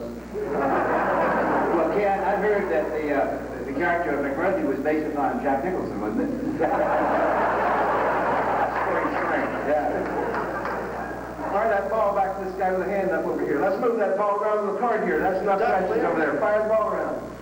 Dr. Leary, in what kind of environment did you spend time psychedelic experience? Say that again. In what kind of environment did you spend time during the psychedelic experience? One thing is true about all drugs, including booze and the addictive drugs and the open mind drugs. The effect of the drug is almost 99% based upon set, that is your mental attitude and the setting. Now, if you're in the inner city and you're being starved and you have no hope and you're being harassed, your set is not very positive. And the setting is the worst possible thing you can imagine. So, I think that point is made. Dr. Leary. Television has been called the bubble gum for the eyeballs, and in my opinion, I feel that television is kind of a killer of individualism and thought. And I'm wondering what your opinion on television is for the future. You know, television plays a big role in persuading people and making our lives, you know, regularly scheduled programs. I'm wondering what will happen to us as individuals, and will we become apathetic in the future? Will we become activists? I mean, what will television play in that area? I will cite you a statistic that is the most frightening thing you've ever heard in your life. The average American household television runs 7 hours a day. I mean, isn't that spooky? People voluntarily sitting down at the bottom of the glass terrarium and just with their eyeballs sucking in junk food. 7 hours. That is scary. I have a case that I take with me. You know, I would talk about the need to put together some kind of production company group to draw upon a lot of the talent from the people from the 60s and try to do some broader kind of productions, because he felt optimistic and hopeful that so many younger people are really, really interested in that particular era, that there's a lot of productions that can come out. I'm thinking that, you know, there's a lot of different things that people are trying to, some of these producers, some of these directors are trying to reach back to the 60s. But they're surfacing it, you know, they haven't gotten down to really where it was at, you know. Now, I said, okay, I said, if I can muster the money and funds, I would like to come in.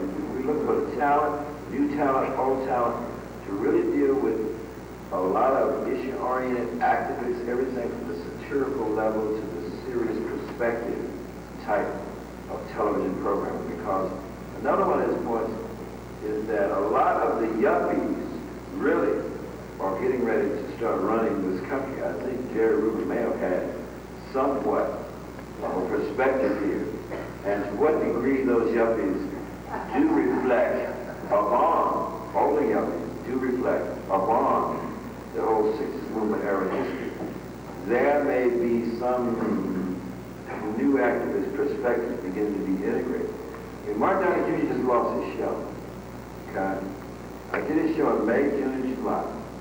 The second show that I went in June, Mark Downey Jr., the last 10 minutes, got pissed off. It was about the 60s movement. Me and some of the old yippies were there. And Did Mort get mad at you? now, he got mad at the producers, walked out, cursed them out, took his girlfriend, told her to get in that damn limousine and drove off. Well, Felipe Luciano, who created the Young Lords out of Chicago, who became a very politically activist group alongside the Black Panther Party in the Puerto Rican community, called me up to do the show in the first place. Well, he got a master's degree, on Martin Luther King show, trying to bring some different kind of content in. Says the only man up there can take that microphone and host out the last 10 minutes of this tape show is me, Bobby Seale. Now, I took the microphone. I says, here we are back again, Martin Luther King show. No, it's the Bobby Seale show. The Bobby Seale show, the Martin Luther King show. Are you confused? Don't be confused. We're talking about cooperation with humans. We're not talking about that crap. Forget it. I don't want to see it. Come on. Mouse fight number one. Your question, please. I took the show out. Now, these guys came up and said, let's design a show, an activist show. Bobby Seale and Bill Boggs now. Hopefully, we'll do the first pilot the last week of October coming up. This show is on location to the problem. We do an activist commentary for perspective about social change, activism, on how to really go about getting to the nitty-gritty of really changing, in opposition to the crap that the power-structured idiots have been trying to feed us. So this is one idea.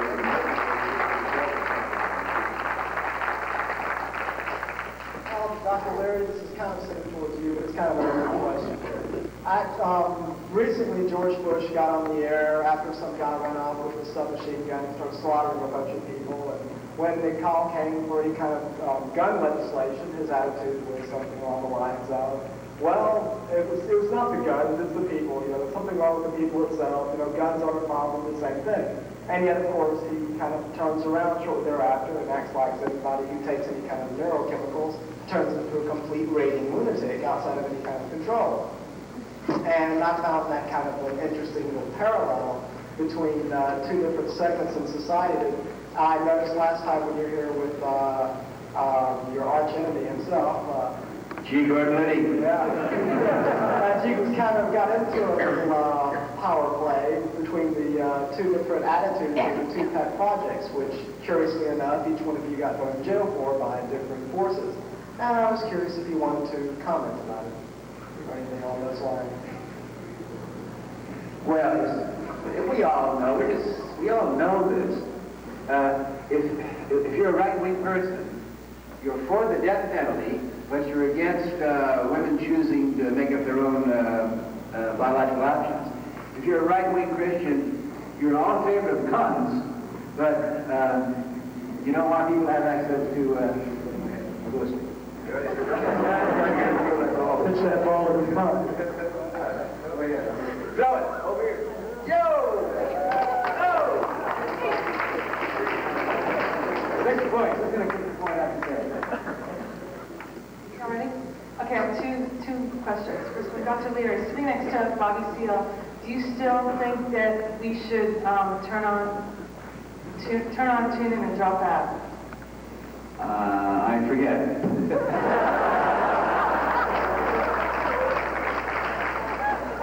Don't win. These are slogans. Like turn out, when people say to me, what's your astrological sign?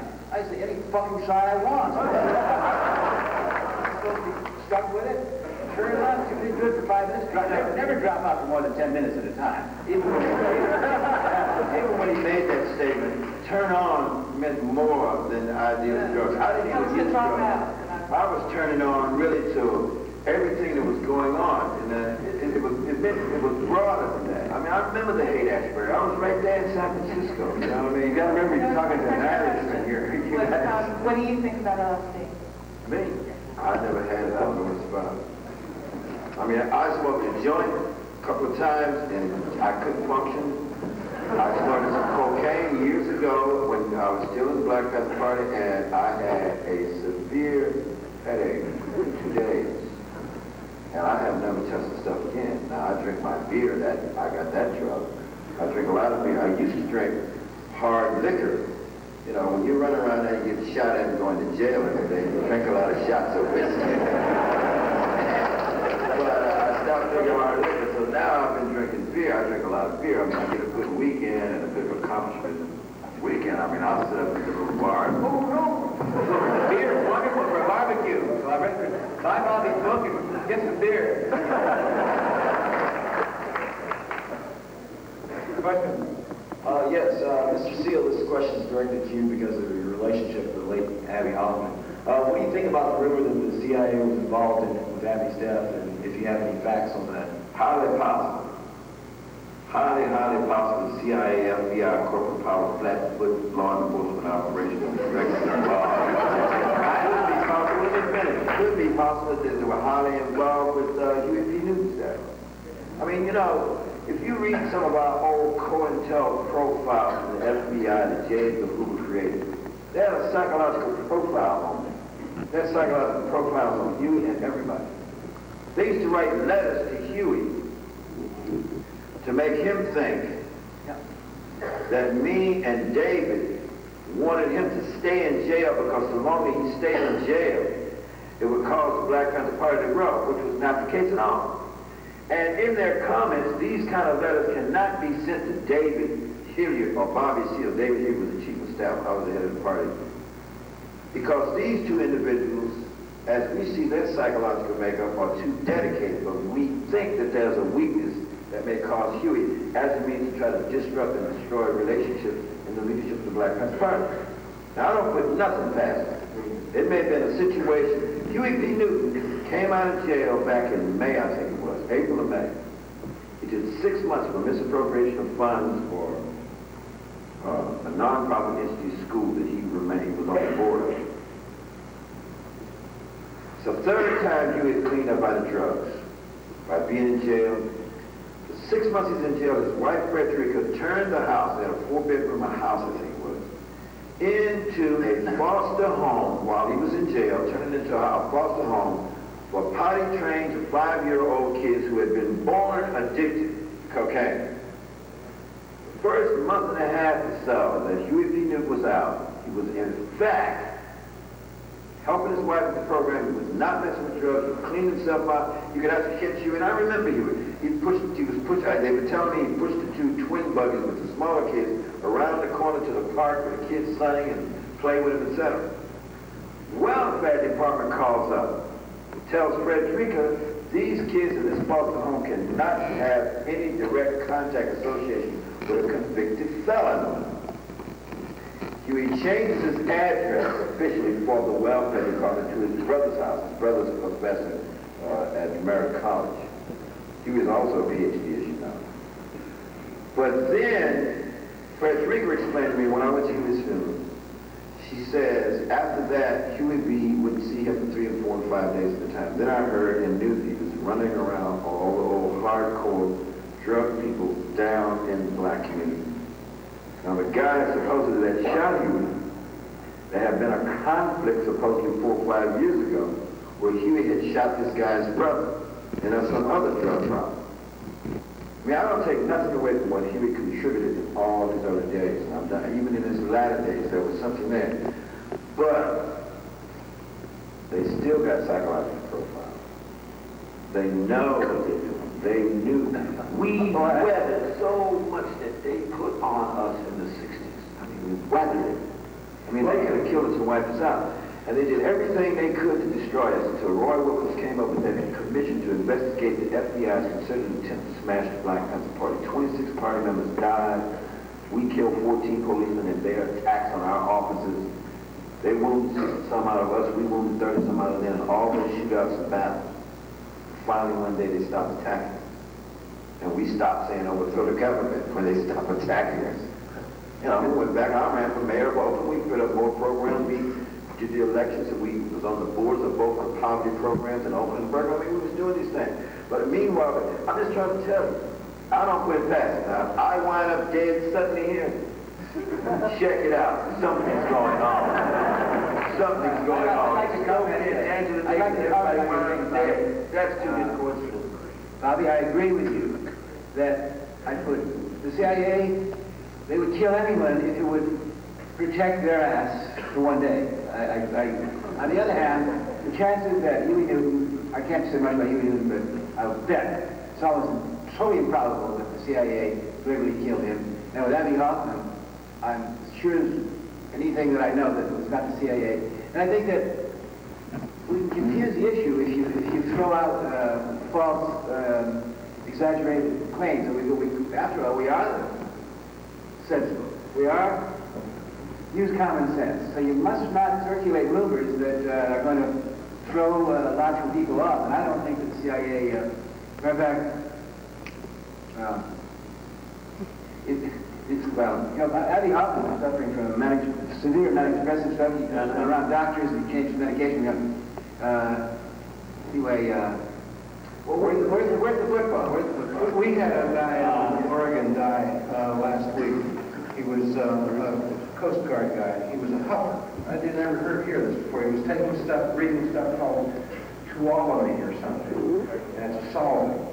And so it was like ancient. Yeah. And he was in the Navy and the Coast Guard and the American fabric had failed him. I'll tell you what it was. It was the same thing that the Navy trying to say that it was that faggot that killed those people on that damn battleship there, Lions. I bet you it wasn't that guy, and they're trying to get away with making that one poor dead guy take the blame for the fact that they were experimenting with explosives, and they just are lacing it like that. They throw it out, and you know what? I'm going to teach you guys the best revolutionary word in the world. This is we have to leave you with something really solid that you can use.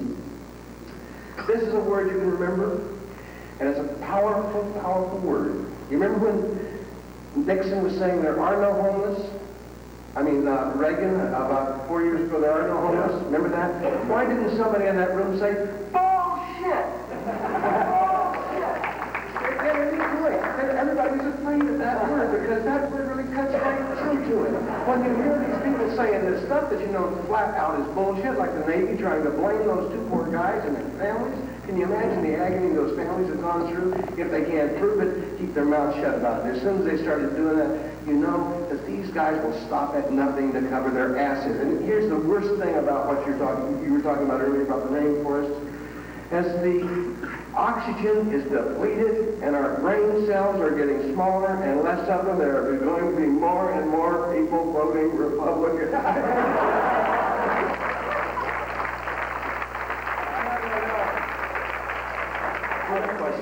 We're going to take two more questions. The first one is without the football.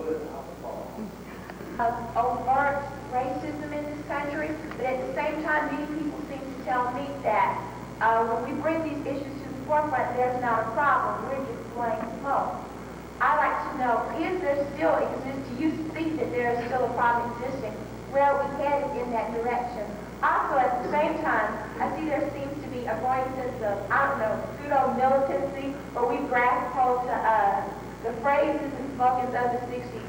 By any means necessary, there's the wearing of the ropes and the symbols of Africa by a black student. Also, at the same time, I've learned in my civil rights history class that it was you all's movement, the violence, and all the Black Panther Party activities that caused the end of positive change during the 60s when things were starting to move. How do you feel that we should handle this problem if there still exists a problem with racism? Racism does exist. It's very, very broad. The incidents we've been seeing, some people use the word there's a resurgence of racism. Racism never really went away. I mean, that's a fact. But what I'm saying is, as young whites and young blacks in the 60s, we forged a broad kind of coalition relationship in terms of fighting racism on an active basis. I think active involvement is a very much greater conscious race of degrees of active involvement. Whether it's Bensonhurst, what have you, et cetera, right down the line. This exists, but even in the 60s, I'm telling you, it was even worse. There's overt racism, but in the 60s, it was worse. The overt levels of it. Young whites and blacks were killed. You see, Mississippi Burning, it's a true story about those three young civil rights workers, black and white, getting killed, murdered, and shot like that. It's a true story.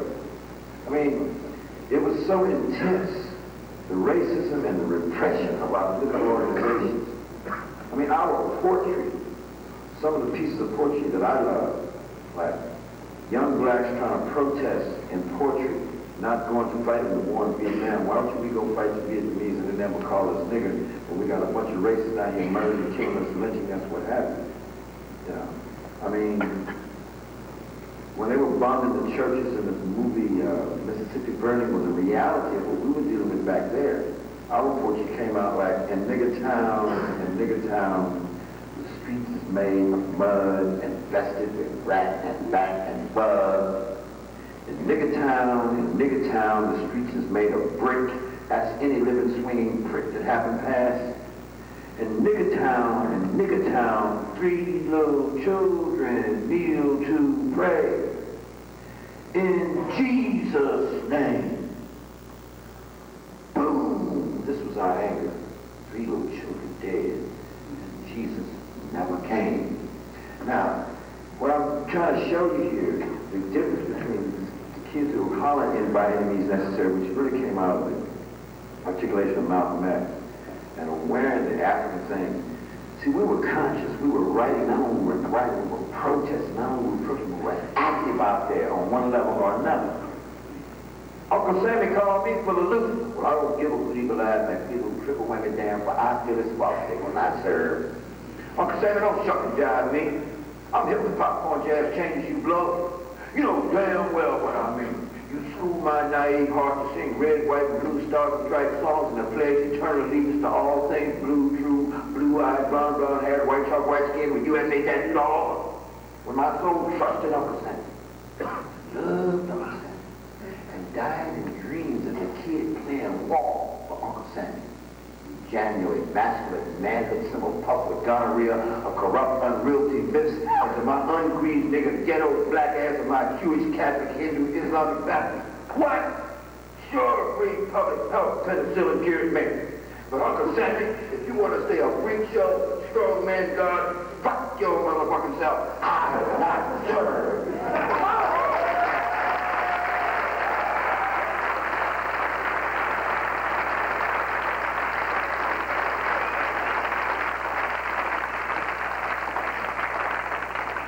Is this going to be on the midterm? Sorry. But anyway, yes, racism still exists. It has many forms. We have to look at it in a worldwide sense, but we have to counter it. When you see hardcore black nationalist organizations saying they hate white folks, they need to reassess themselves. Our objective never was, and even in my day, I will never stoop to the same level as a racist Ku Klux Klan or a Nazi to hate or despise another individual just because of the color of their skin or their ethnic or religious difference.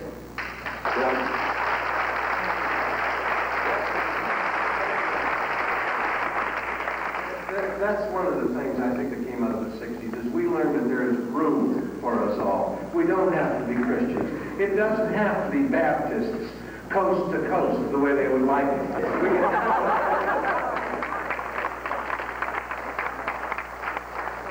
Football has the last question. Thank you. It's great to have you all on campus and speaking, and it's good to see a big crowd of people still enjoying the 60s spirit. How come we don't see more of this kind of thought in the mass media? Yeah, you know what? The light's all shining on me. Other times I can barely see. Lately it occurred to me what a long, strange trip it's been.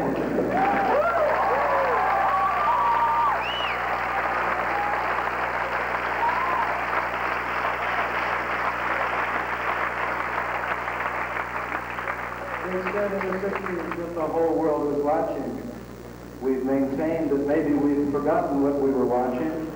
The 80s are ending. Maybe tonight we heard a call for a renewed spirit. Thank you for coming.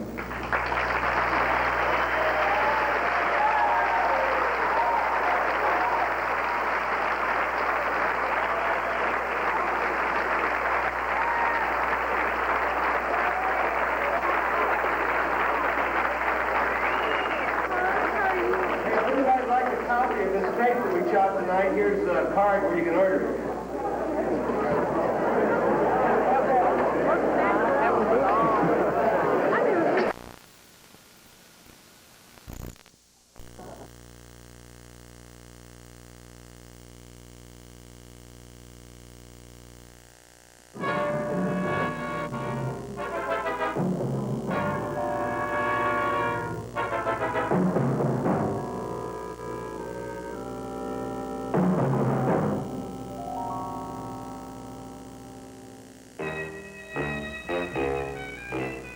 My name is Sergeant Joe Fink, working the 24-hour shift out of homicide. And this is my workshop, the part of town that everybody knows about, but that nobody wants to see. Where the tragedies are deeper, the ecstasy's wilder, and the crime rate consistently higher than anywhere else. Skid Row, my beat.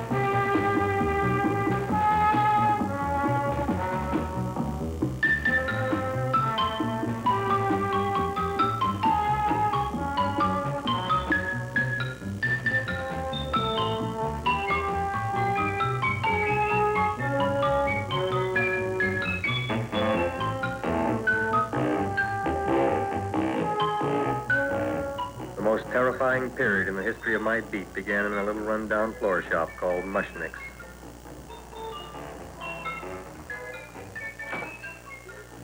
Good morning, Mrs. Shiva. How's things today? Oh, the same as usual, Mr. Mushnick. My sister's nephew, Stanley, died in Little Rock, Arkansas. Oh, what happened?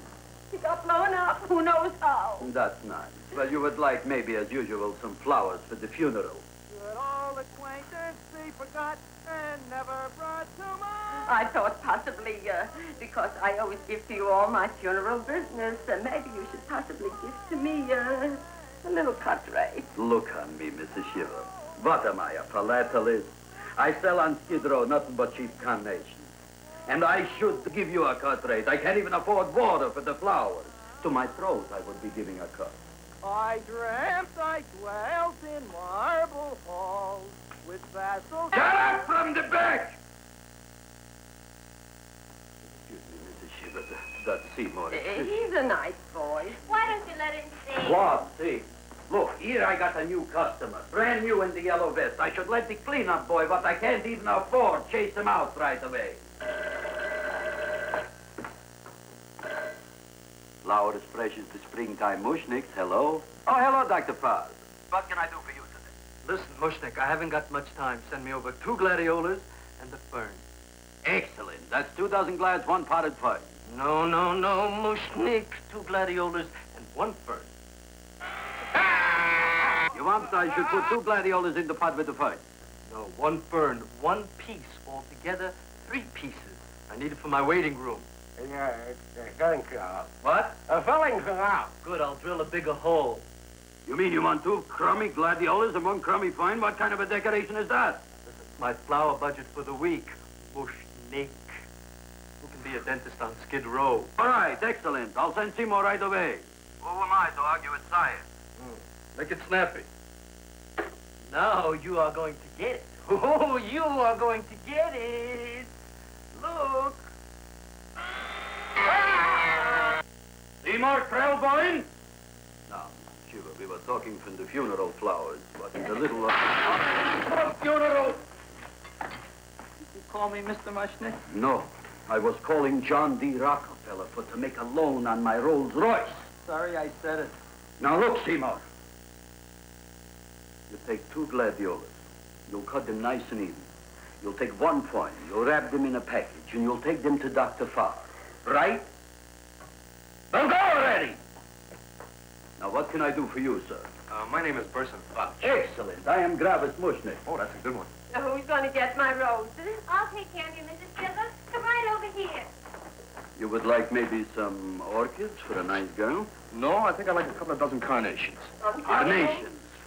A person can't turn around these days that somebody shouldn't drop dead. You've had more than your share of bad luck, Mrs. Silver. Bad luck, she calls it.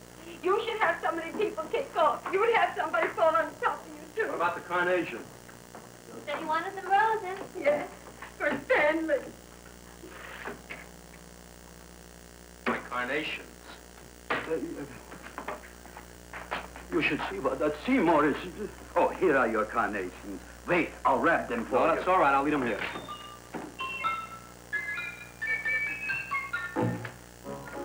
Why not? Of course. What else? They are all right? Well, I've had better. Well, this is a small shop. Oh, that's okay. You know, those big places, they're full of pretty flowers, expensive flowers. When you raise them for looks and smell, you're bound to lose some food value. I like to eat these little out-of-the-way places. Ah!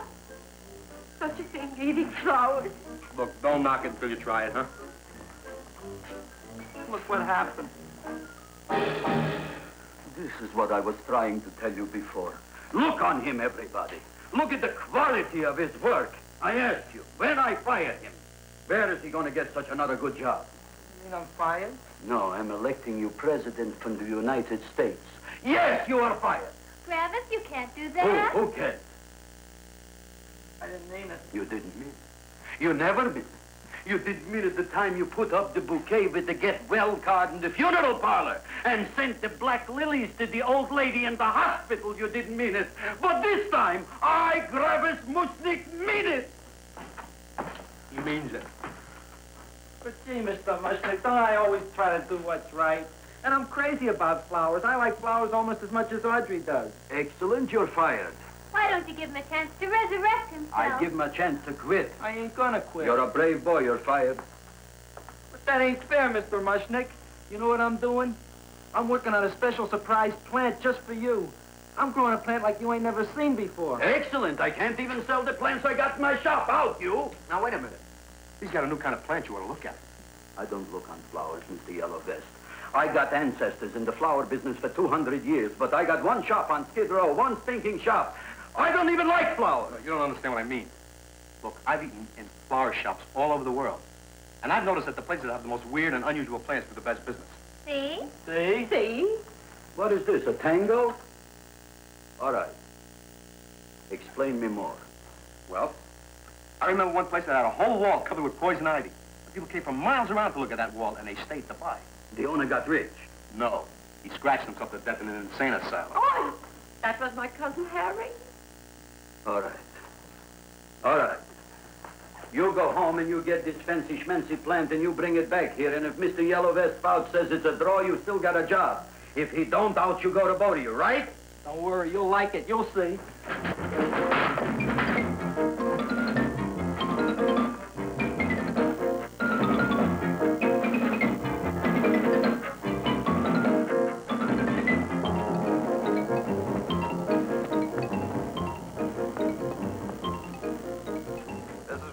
KSIK.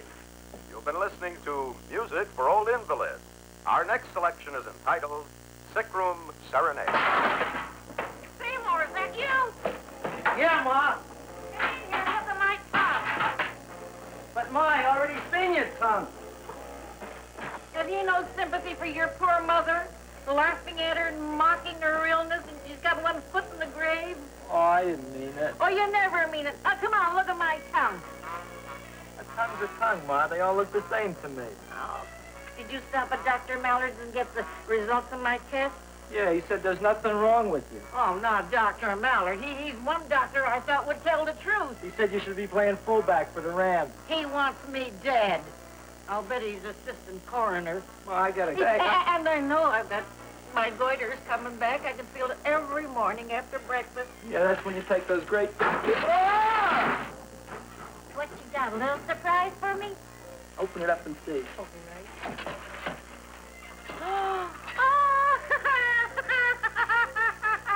Dr. Slurp saddled famous tonic. Wait here. To be taken internally or externally for pain and neuritis, neuralgia, headache. If hit by a truck, call your physician. Alcoholic contact, 98%.